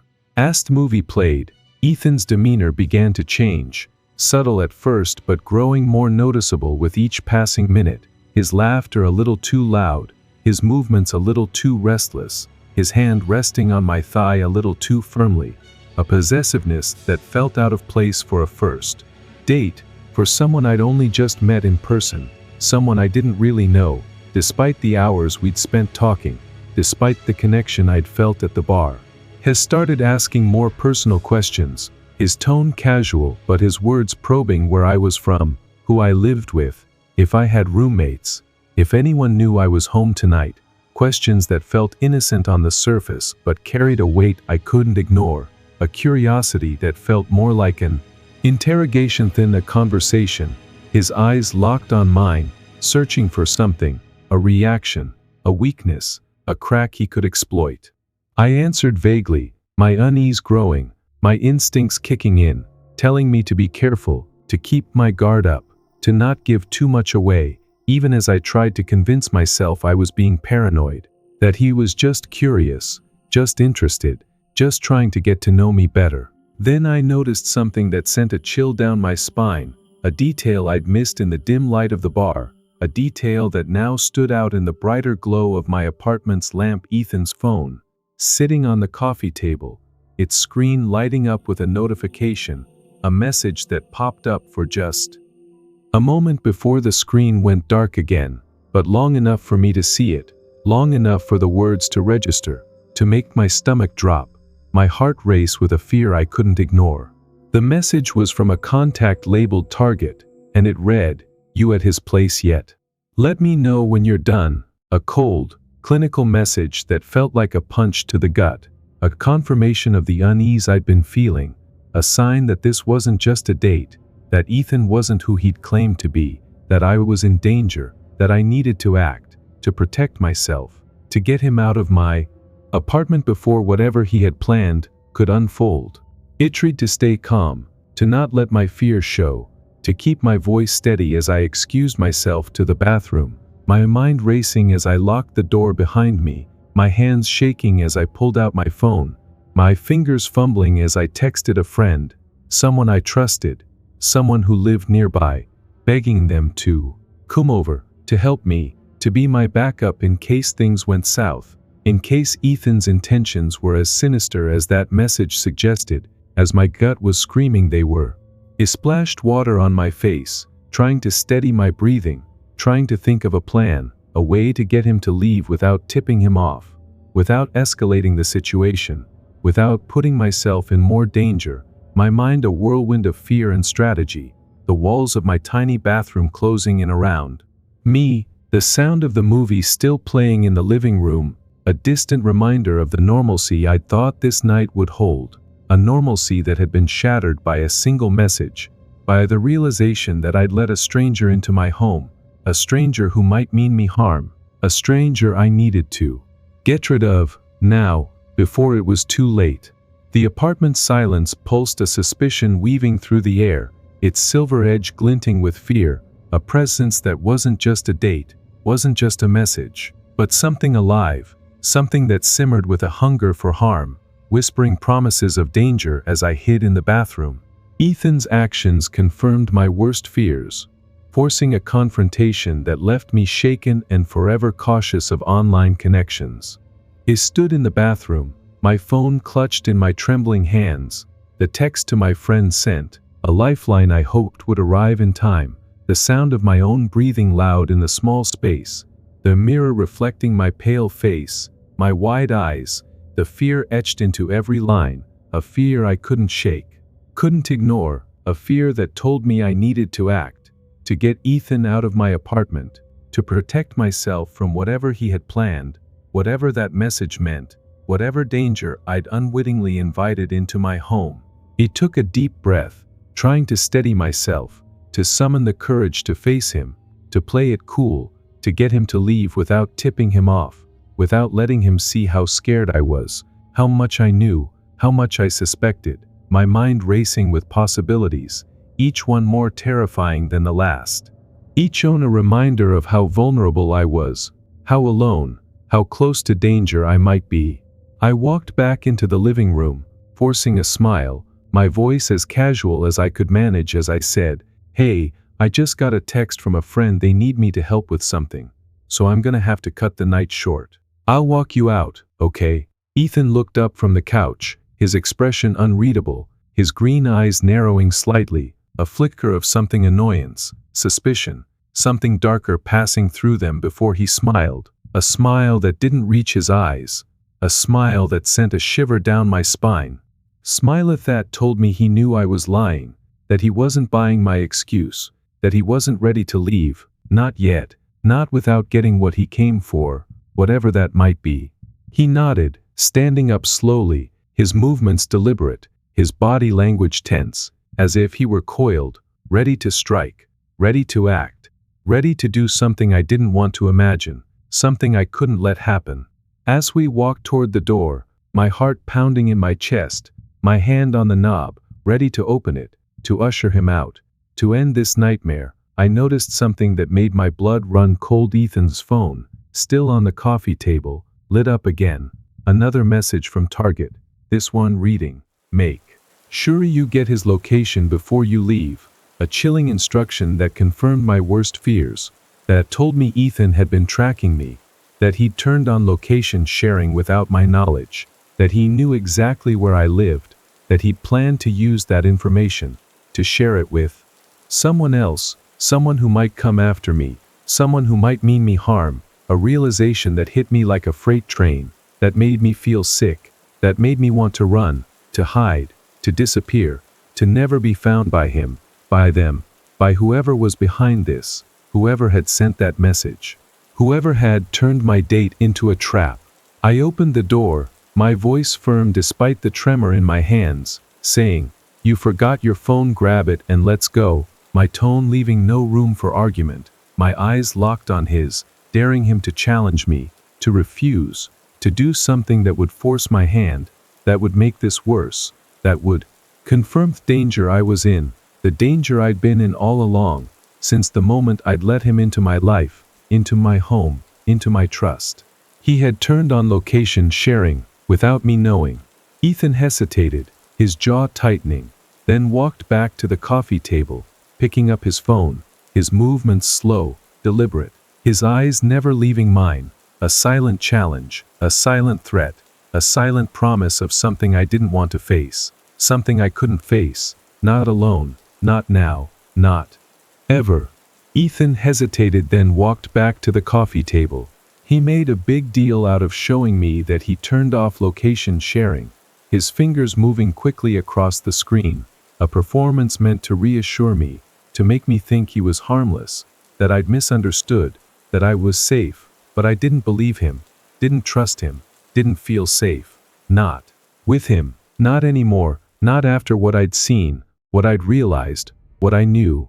I got him out of my apartment as quickly as I could, practically pushing him down the stairs, my voice sharp as I told him to leave, to not come back, to never contact me again, my fear giving way to anger, to a fierce need to protect myself, to reclaim my space, my safety, my life, from the threat here presented, from the danger he'd brought into my home, into my world, a danger I'd invited in with a swipe, with a message, with a hope for connection that had turned into a nightmare I'd never forget.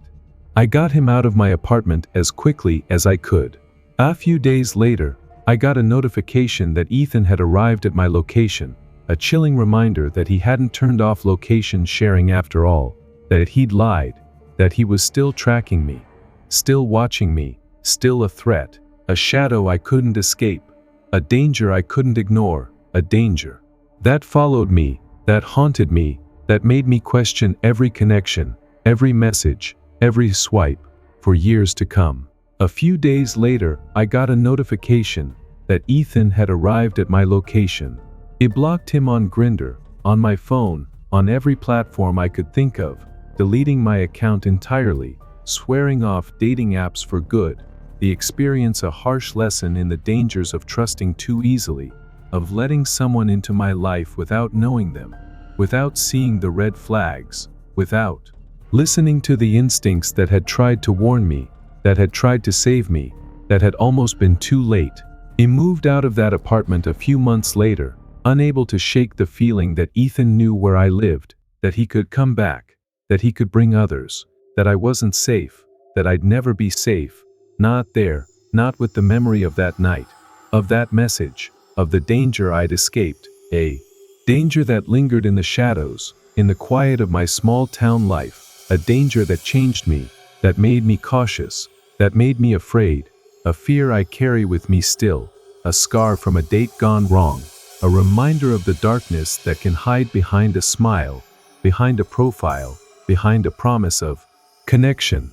The apartment's echo pulsed a betrayal weaving through my life, its silver chill glinting with dread, a presence that wasn't just a date, wasn't just a night, but something alive, something that lingered with a hunger for my trust, whispering promises of danger as I locked the door.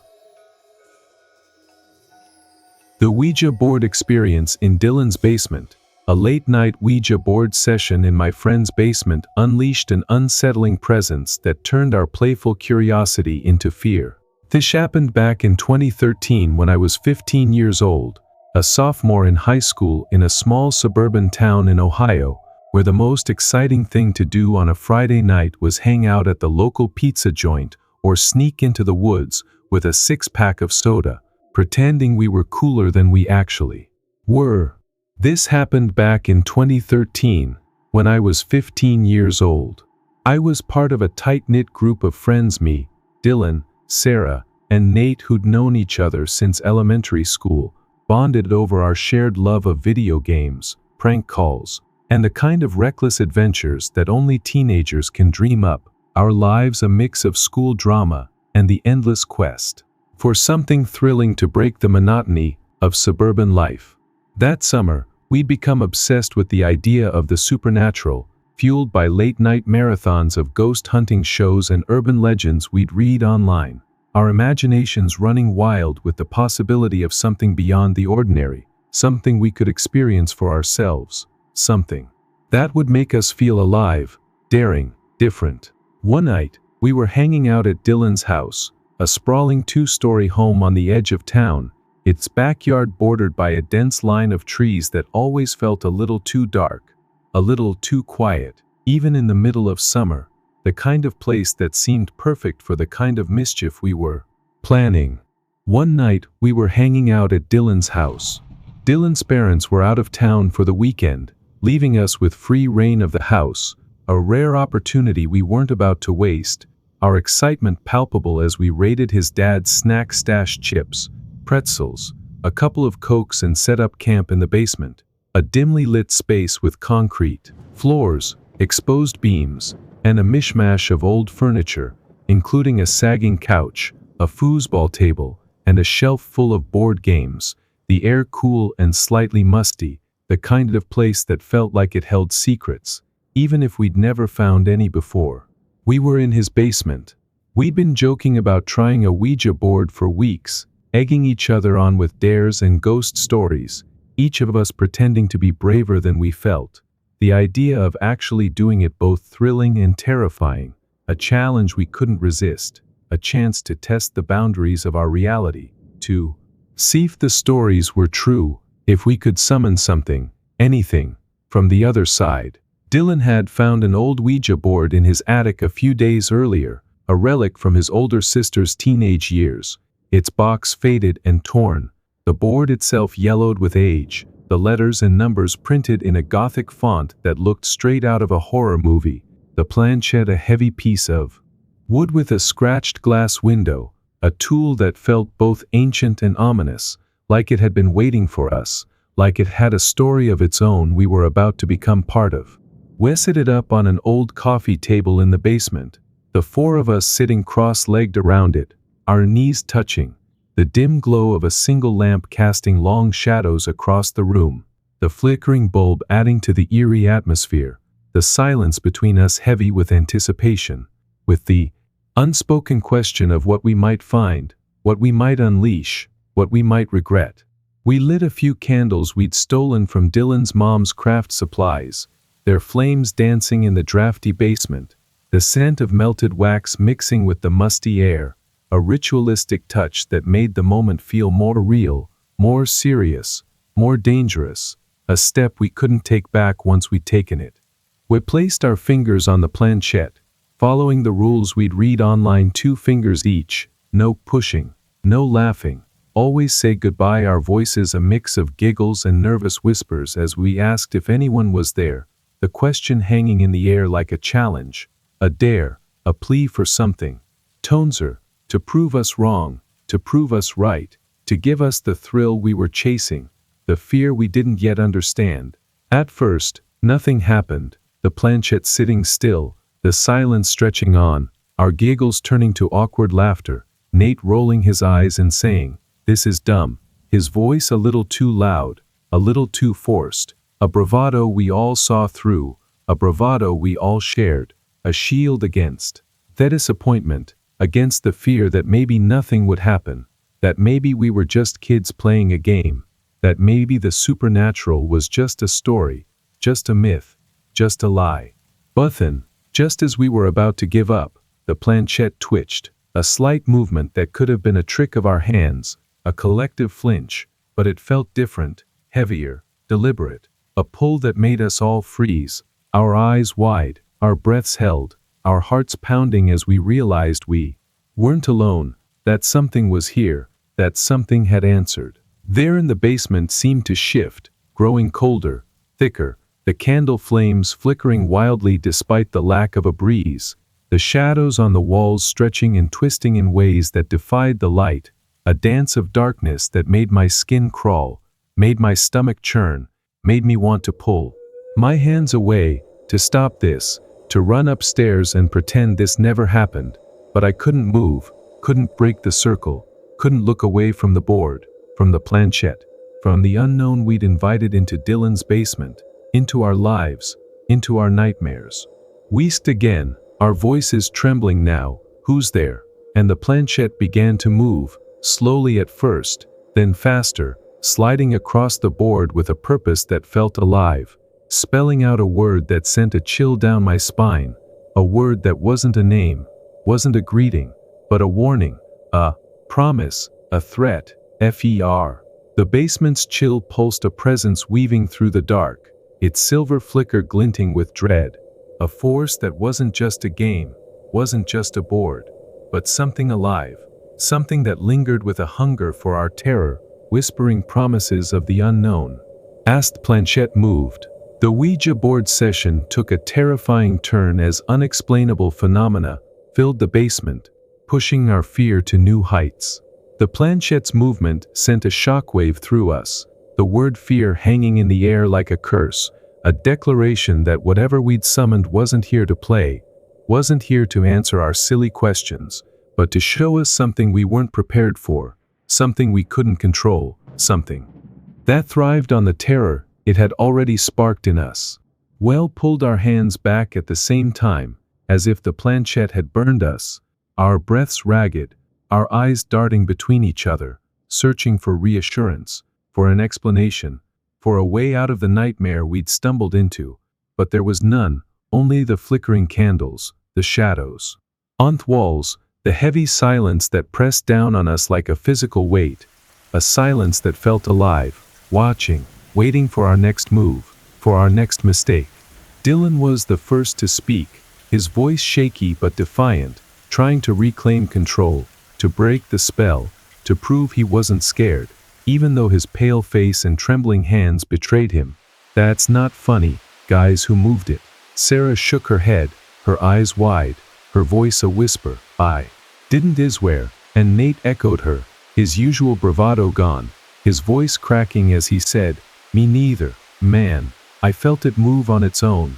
His words a confession we all felt, a truth we couldn't deny, a truth that made the basement feel smaller, colder, more dangerous, the walls closing in around us, the air growing thicker, the shadows growing darker, the candles flickering as if they, too, were afraid, as if they knew something we didn't, something we weren't ready to face, something that was already here, already with us, already too close. We should have stopped then, should have put the board away, should have gone upstairs and turned on every light, blasted music, laughed it off, pretended it never happened, but we didn't, couldn't, the pull of the unknown too strong, the thrill of fear too addictive, the need to know more, to push further, to see how far this would go, a reckless curiosity that kept us seated, kept us asking, kept us playing a game we didn't understand, a game we couldn't win. Sarah, her voice barely above a whisper, asked, "What do you want?" Her question a plea, a challenge, a mistake, the planchette moving again, faster this time, spelling out another word, another warning, another threat. "YOU," a single syllable that hit like a hammer, that made my blood run cold. That made us all gasp, our hands trembling on the planchette, our eyes locked on the board, on the letters, on the truth we couldn't ignore, the truth that whatever was here wanted us, wanted our fear, wanted our lives, wanted something we couldn't give, something we couldn't escape. Then we heard a sound, a faint tinkling noise coming from the corner of the basement, a sound that didn't belong, that couldn't be explained, a sound that made us all freeze, our heads turning toward the source, our breaths held, our hearts pounding, the fear now a living thing, a weight on our chests, a shadow in our minds, a presence we couldn't see but could feel, could hear, could sense in every corner of the room, in every flicker of the candles, in every creak of the house above us. We heard a sound of faint tinkling noise coming from the corner. It was coming from an old xylophone, a toy Dylan's little brother had left down here months ago, its metal bars dusty and untouched, a forgotten relic of childhood that had no business playing now, no business making noise, no business responding to the Ouija board, to the thing we'd summoned, to the fear that filled the basement, that filled us, that filled the night with a terror we couldn't escape, couldn't deny, couldn't ignore. The xylophone played a few notes, a simple melody, haunting in its clarity, each note a stab of fear, a reminder of the impossible, a confirmation of the supernatural, of the thing we'd invited in, the thing that was here, the thing that was playing with us, toying with us, feeding on us, on our fear, on our panic, on our disbelief, a melody that echoed in the basement, that echoed in our minds, that echoed in the darkness, a sound that shouldn't have been, couldn't have been, but was, a sound that made us scream, that made us jump, that made us pull our hands from the planchette, that made us break the circle, that made us break the rules, that made us realize we'd gone too far, that we'd opened a door we couldn't close, that we'd unleashed something we couldn't control, something that wouldn't leave, not now, not ever, not until it had what it wanted, not until it had us, all of us. Every last piece of our fear, every last piece of our souls. We scrambled to our feet, the coffee table tipping over, the Ouija board sliding to the floor, the planchette skittering across the concrete, the candles flickering wildly, some of them going out, plunging parts of the basement into darkness, the shadows growing, stretching, reaching for us. The xylophone is still playing, its notes a haunting refrain, a taunt, a promise, a threat, a sound that followed us as we ran for the stairs, our footsteps loud, panicked, desperate, our voices a mix of screams and sobs, our hands reaching for each other, for safety, for escape, for anything that would take us away from this place, from this thing, from this nightmare we'd created, a nightmare we couldn't wake up from, a nightmare that was real, that was here, that was now. The xylophone's melody pulsed a terror weaving through the dark, its silver notes glinting with dread, a presence that wasn't just a sound, wasn't just a game, but something alive, something that lingered with a hunger for our screams, whispering promises of the unknown as we fled. The Ouija session's aftermath left us reeling, with lingering effects that shattered our sense of safety and left us forever changed. We raced up the basement stairs, our footsteps a chaotic drumbeat against the wooden steps, the sound echoing through the house, a desperate rhythm that matched the pounding of our hearts, the tinkling of the xylophone fading behind us but never truly gone, its haunting melody etched into our minds. A reminder of the thing we'd summoned, the thing we'd left behind, the thing that might still be there, waiting, watching, following. We burst into the kitchen, the bright fluorescent light a jarring contrast to the darkness below, the warmth of the house a false comfort, a veneer of safety that couldn't erase the terror we'd just experienced, couldn't shield us from the chill that clung to us, the chill that wasn't just from the basement's cool air but from something deeper, something darker, something that had touched us, marked us, changed us in a way we couldn't yet understand.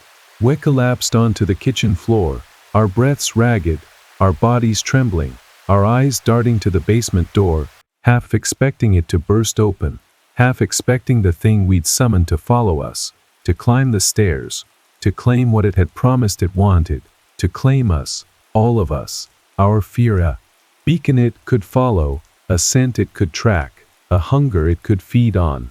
Dylan was the first to move, scrambling to his feet, slamming the basement door shut, locking it with shaking hands, as if a simple lock could keep out whatever was down there, as if a door could stop something that didn't play by the rules of the physical world, something that had played a xylophone without hands, something that had spelled out its intent on a Ouija board, something that had wanted us, that still wanted us, that might never stop wanting us. Sarah was crying, her sobs quiet but relentless, her hands covering her face, her body curled into a ball on the floor, her voice a broken whisper as she said, "We shouldn't have done that, we shouldn't have done that," a mantra of regret, a truth we all felt, a truth we couldn't escape, a truth that would haunt us for the rest of our lives.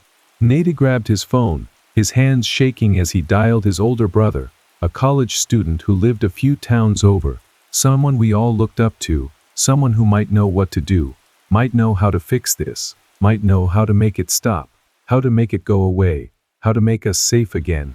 His voice cracking as he explained what had happened, his words a jumbled mess of fear and panic, his brother's voice a distant lifeline, a promise of help, a promise we clung to, a promise we needed, even if we didn't know if it would be enough, if anything would be enough, if we could ever be safe again, ever be whole again, ever be the same again.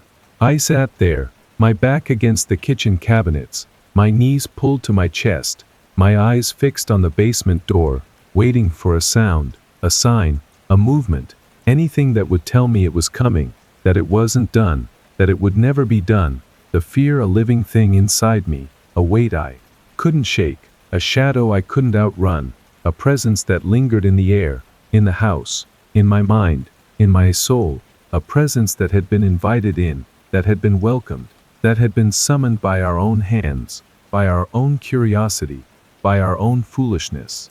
Dylan's brother arrived about an hour later, his face grim as he listened to our story, his skepticism giving way to concern as he saw our fear, as he felt the chill in the air, as he heard the faint echo of the xylophone, a sound that shouldn't have been, couldn't have been, but was, a sound that made him go pale, that made him grab a flashlight, that made him go down to the basement, his bravery a contrast to our cowardice, his determination a shield we didn't have, a shield we needed, a shield we hoped would be enough, would be strong enough, would be brave enough to face what we couldn't, to end what we'd started, to save us from ourselves, from our mistakes, from the thing we'd summoned, the thing we'd feared, the thing that had wanted us, that still wanted us, that might always want us. He came back up after what felt like an eternity, his face pale but his voice steady, telling us the basement was empty, the Ouija board still on the floor, the xylophone silent now, the air cold but still, the shadows just shadows, the thing we'd summoned gone, or so he said, or so we hoped, or so we told ourselves, even as we felt its presence, even as we knew it wasn't gone, even as we knew it would never be gone, not really, not ever, not for us.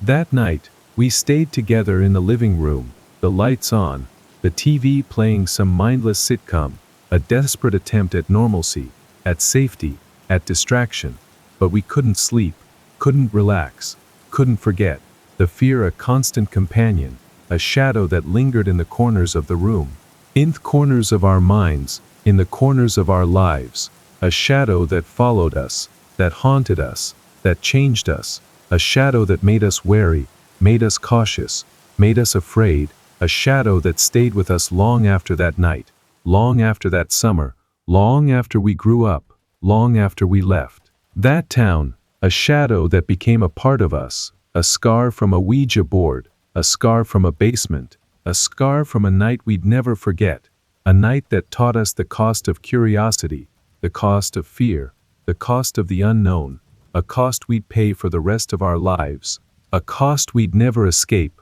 a cost we'd never outrun. The house's silence pulsed a scar weaving through our lives, its silver weight glinting with dread, a presence that wasn't just a night, wasn't just a game, but something alive, something that lingered with a hunger for our fear, whispering promises of the unknown as we sat awake. The disturbing neighbor in apartment 3B, moving into my first apartment, brought excitement, but the unsettling behavior of my neighbor in 3B quickly turned my new home into a place of dread. This happened in the fall of 2019 when I was 23 years old, fresh out of college with a degree in graphic design, eager to start my adult life in a new city far from the small town in Indiana where I'd grown up, a place where the biggest news was the annual tractor pull, and everyone knew your business before you did. This happened in the fall of 2019, when I was 23 years old. I'd landed a junior designer job at a small marketing firm in Columbus, Ohio, a city that felt vibrant and alive compared to the quiet fields of my childhood, its skyline a mix of modern buildings and historic brick, its streets buzzing with students, young professionals, and the hum of urban life. A place where I could reinvent myself, chase my dreams, and finally live on my own terms, free from the constraints of small-town expectations. I moved into a small apartment building in a trendy neighborhood near downtown, a 4-story brick structure with ivy climbing up its walls, its charm undeniable despite the peeling paint and creaky stairs, a place that felt like the perfect starter home for someone like me, someone just beginning to navigate the world on their own, someone eager for independence, for adventure, for a fresh start. I moved into a small apartment building. Unit 3A was a cozy one-bedroom with high ceilings, hardwood floors, and a big window overlooking a courtyard where residents sometimes gathered for barbecues or to chat on warm evenings, the kind of place I dreamed of living in, a place that felt like mine, a place where I could build a life, make memories, feel safe, or so I thought, until I met the neighbor in 3B, the man who would turn my excitement into unease, my new home into a place of fear, my fresh start into a nightmare I couldn't escape. The building had 4 units, one on each floor, and I was on the third, directly across the hall from 3B, a proximity that would soon become a source of dread, a constant reminder of the man who lived there, the man who watched me, the man who knew too much, who wanted too much, who made me question everything I thought I knew about safety, about privacy, about trust.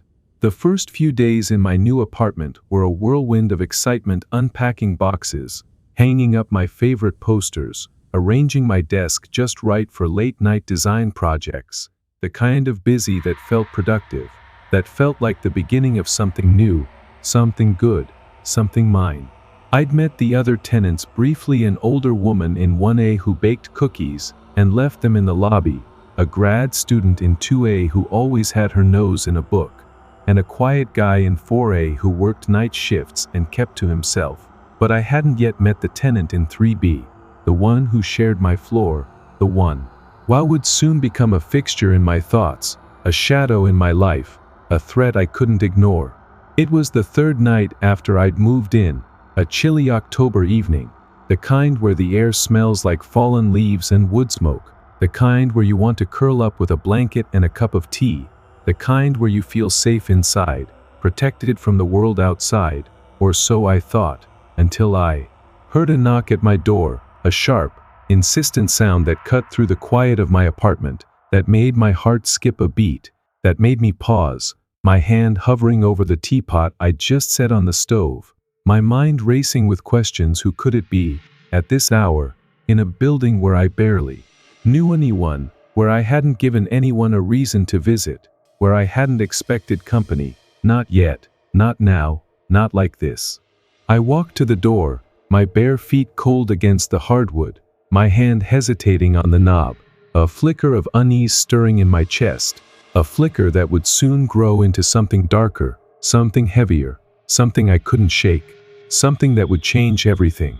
I opened the door to find a man standing there, tall and lanky, maybe in his late 30s, with thinning brown hair and pale skin, his eyes a watery blue that seemed to look right through me, his smile too wide, too forced, too eager, a smile that didn't reach his eyes, a smile that made my skin crawl. That made me want to close the door, to lock it, to pretend I hadn't seen him, to pretend he wasn't there, to pretend I was safe.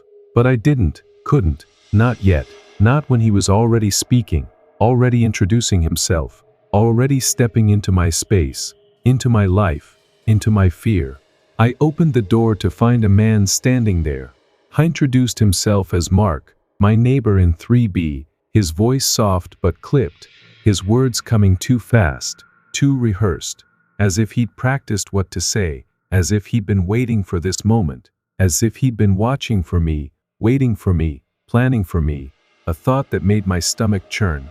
That made my hands tremble, that made me wish I'd never opened the door, never moved in, never thought I could be safe, not here, not now, not with him across the hall, not with Mark, the neighbor in 3B, the man who would soon become my nightmare, my shadow, my fear. The hallway's echo pulsed a greeting weaving through the night, its silver smile glinting with unease, a presence that wasn't just a neighbor, wasn't just a man, but something alive, something that lingered with a hunger for my peace, whispering promises of dread as I stood frozen. Mark's unsettling behavior escalated over the weeks, and a chilling discovery in the courtyard deepened my growing fear of him.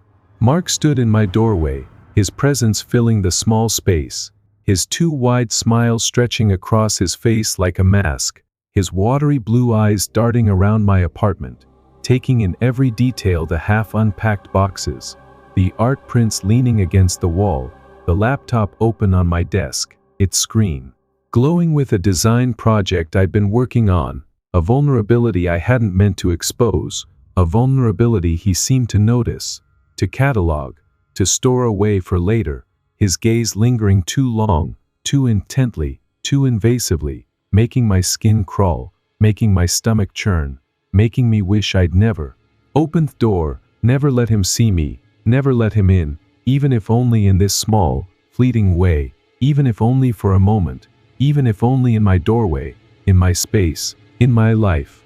He said he wanted to welcome me to the building, his voice soft but with an edge, a sharpness that belied his smile, a sharpness that made me uneasy, that made me question his intentions, that made me wonder what he really wanted, what he really meant, what he really saw when he looked at me, when he looked at my apartment, when he looked at my life, a life he'd already invaded, a life he'd already tainted, a life he'd already marked with his presence, with his gaze, with his smile, with his words, with his welcome, a welcome that felt more like a warning, more like a threat, more like a promise of something I didn't want, something I couldn't escape, something I couldn't ignore.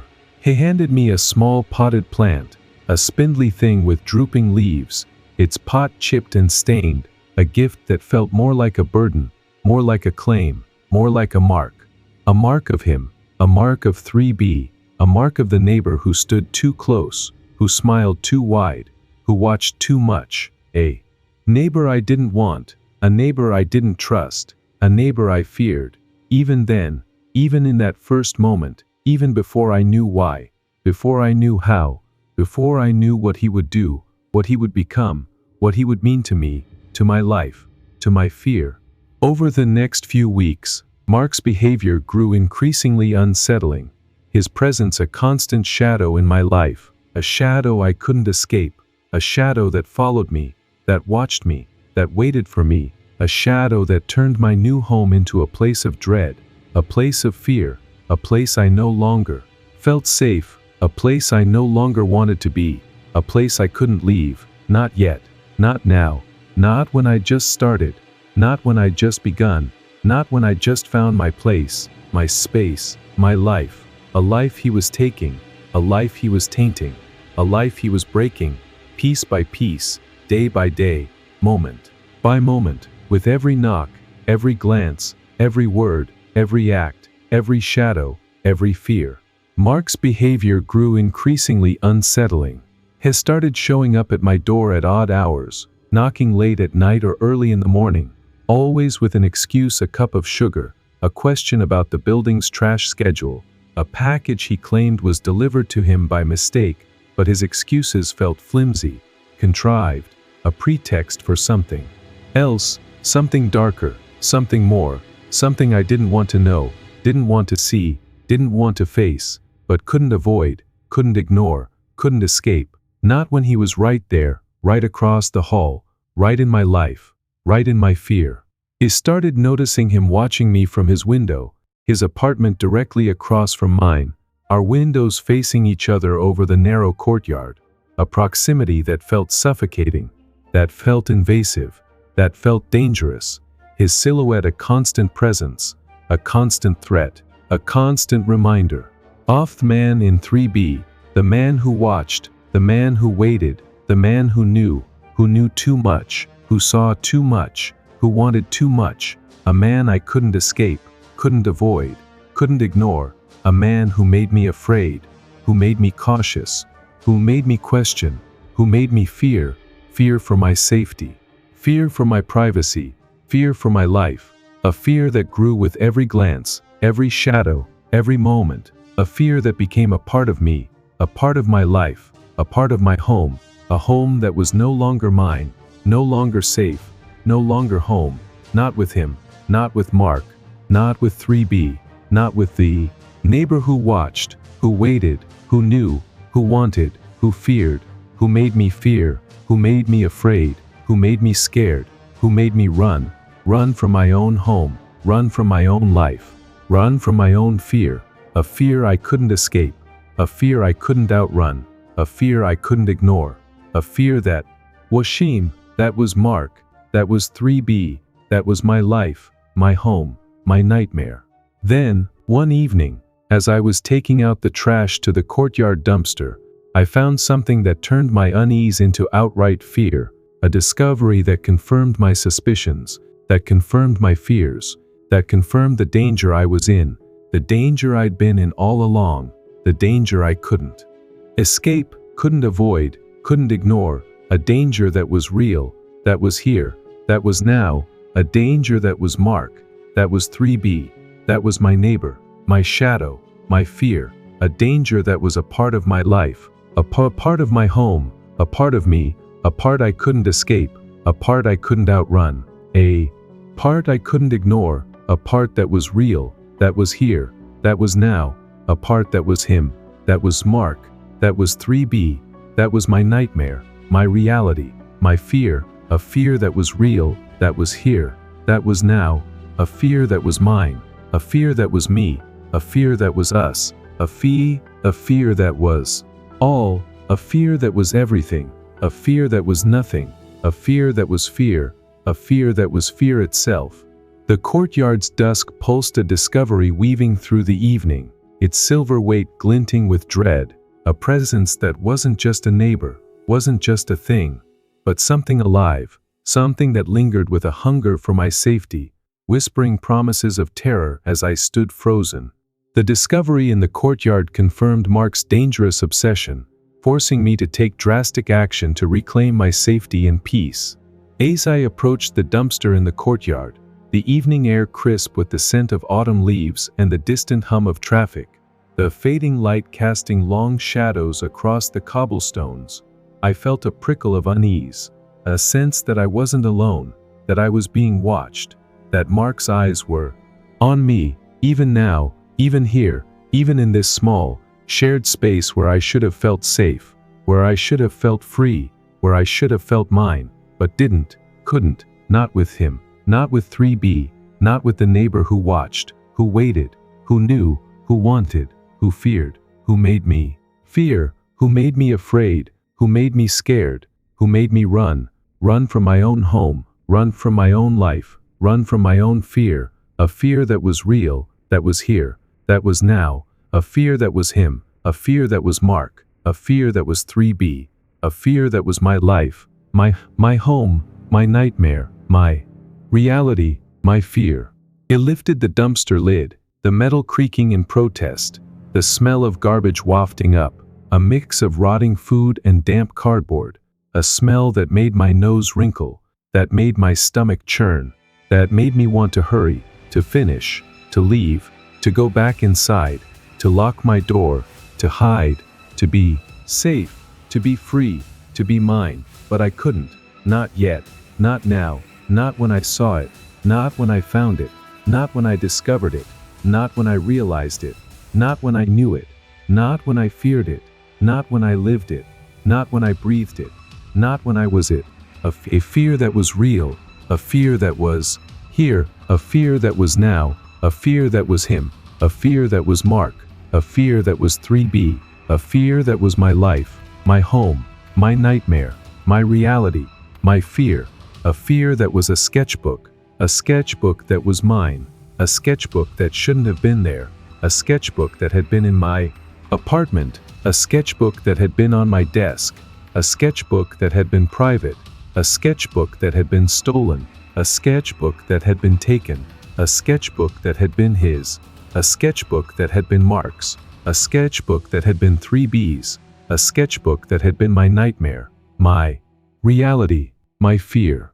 I found my sketchbook in the dumpster, a sketchbook I'd been looking for, a sketchbook I'd thought I'd misplaced, a sketchbook filled with my designs, my doodles, my dreams, my life, myself, my soul, a sketchbook that was mine, that was me, that was everything, a sketchbook that was now here, now there, now his, now Mark's, now 3B's, now a nightmare, now a reality, now a fear that was real, a fear that was here, a fear that was now, a fear that was him, a fear that was 3B, a fear that was my life, my home, my nightmare, my reality, my fear, a fear that was a sketchbook that was open, a sketchbook that was marked, a sketchbook that was written on, a sketchbook that had notes, notes in red ink, notes in his handwriting, notes that said things I didn't want to read,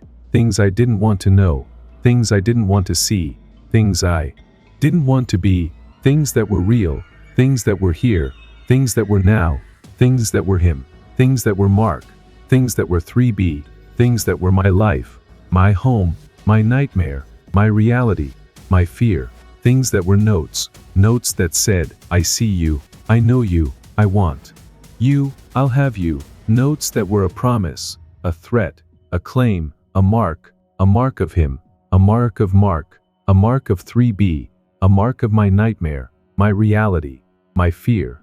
I found my sketchbook in the dumpster, with notes written in red ink. I dropped the sketchbook, my hands shaking, my breath coming in short, sharp gasps, my mind racing, my heart pounding, my fear consuming me, consuming my life, consuming my home, consuming my nightmare, consuming my reality, consuming my fear, a fear that was real, a fear that was here, a fear that was now, a fear that was him, a fear that was Mark, a fear that was 3B, a fear that was my life, my home, my nightmare, my reality, my fear, a fear that was a sketchbook that was mine, a sketchbook that was his, a sketchbook that was ours, a sketchbook that was us, a sketchbook that was fear, a fear that was real, a fear that was here, a fear that was now, a fear that was him, a fear that was Mark, a fear that was 3B,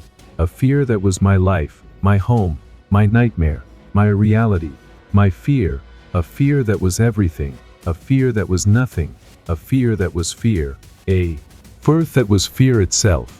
I ran back to my apartment, my footsteps loud, panicked, desperate, my hands fumbling with my keys, my door, my lock, my safety, my life, my home, my nightmare, my reality, my fear, a fear that was real, a fear that was here, a fear that was now, a fear that was him, a fear that was Mark, a fear that was 3B, a fear that was my life, my home, my nightmare, my reality, my fear, a fear that was a sketchbook that was mine, a sketchbook that was his, a sketchbook that was ours, a sketchbook that was us, a sketchbook that was fear, a fear that was real, a fear that was here, a fear that was now, a fear that was him, a fear that was Mark, a fear that was 3B, a fear that was my life, my home, my nightmare, my reality, my fear.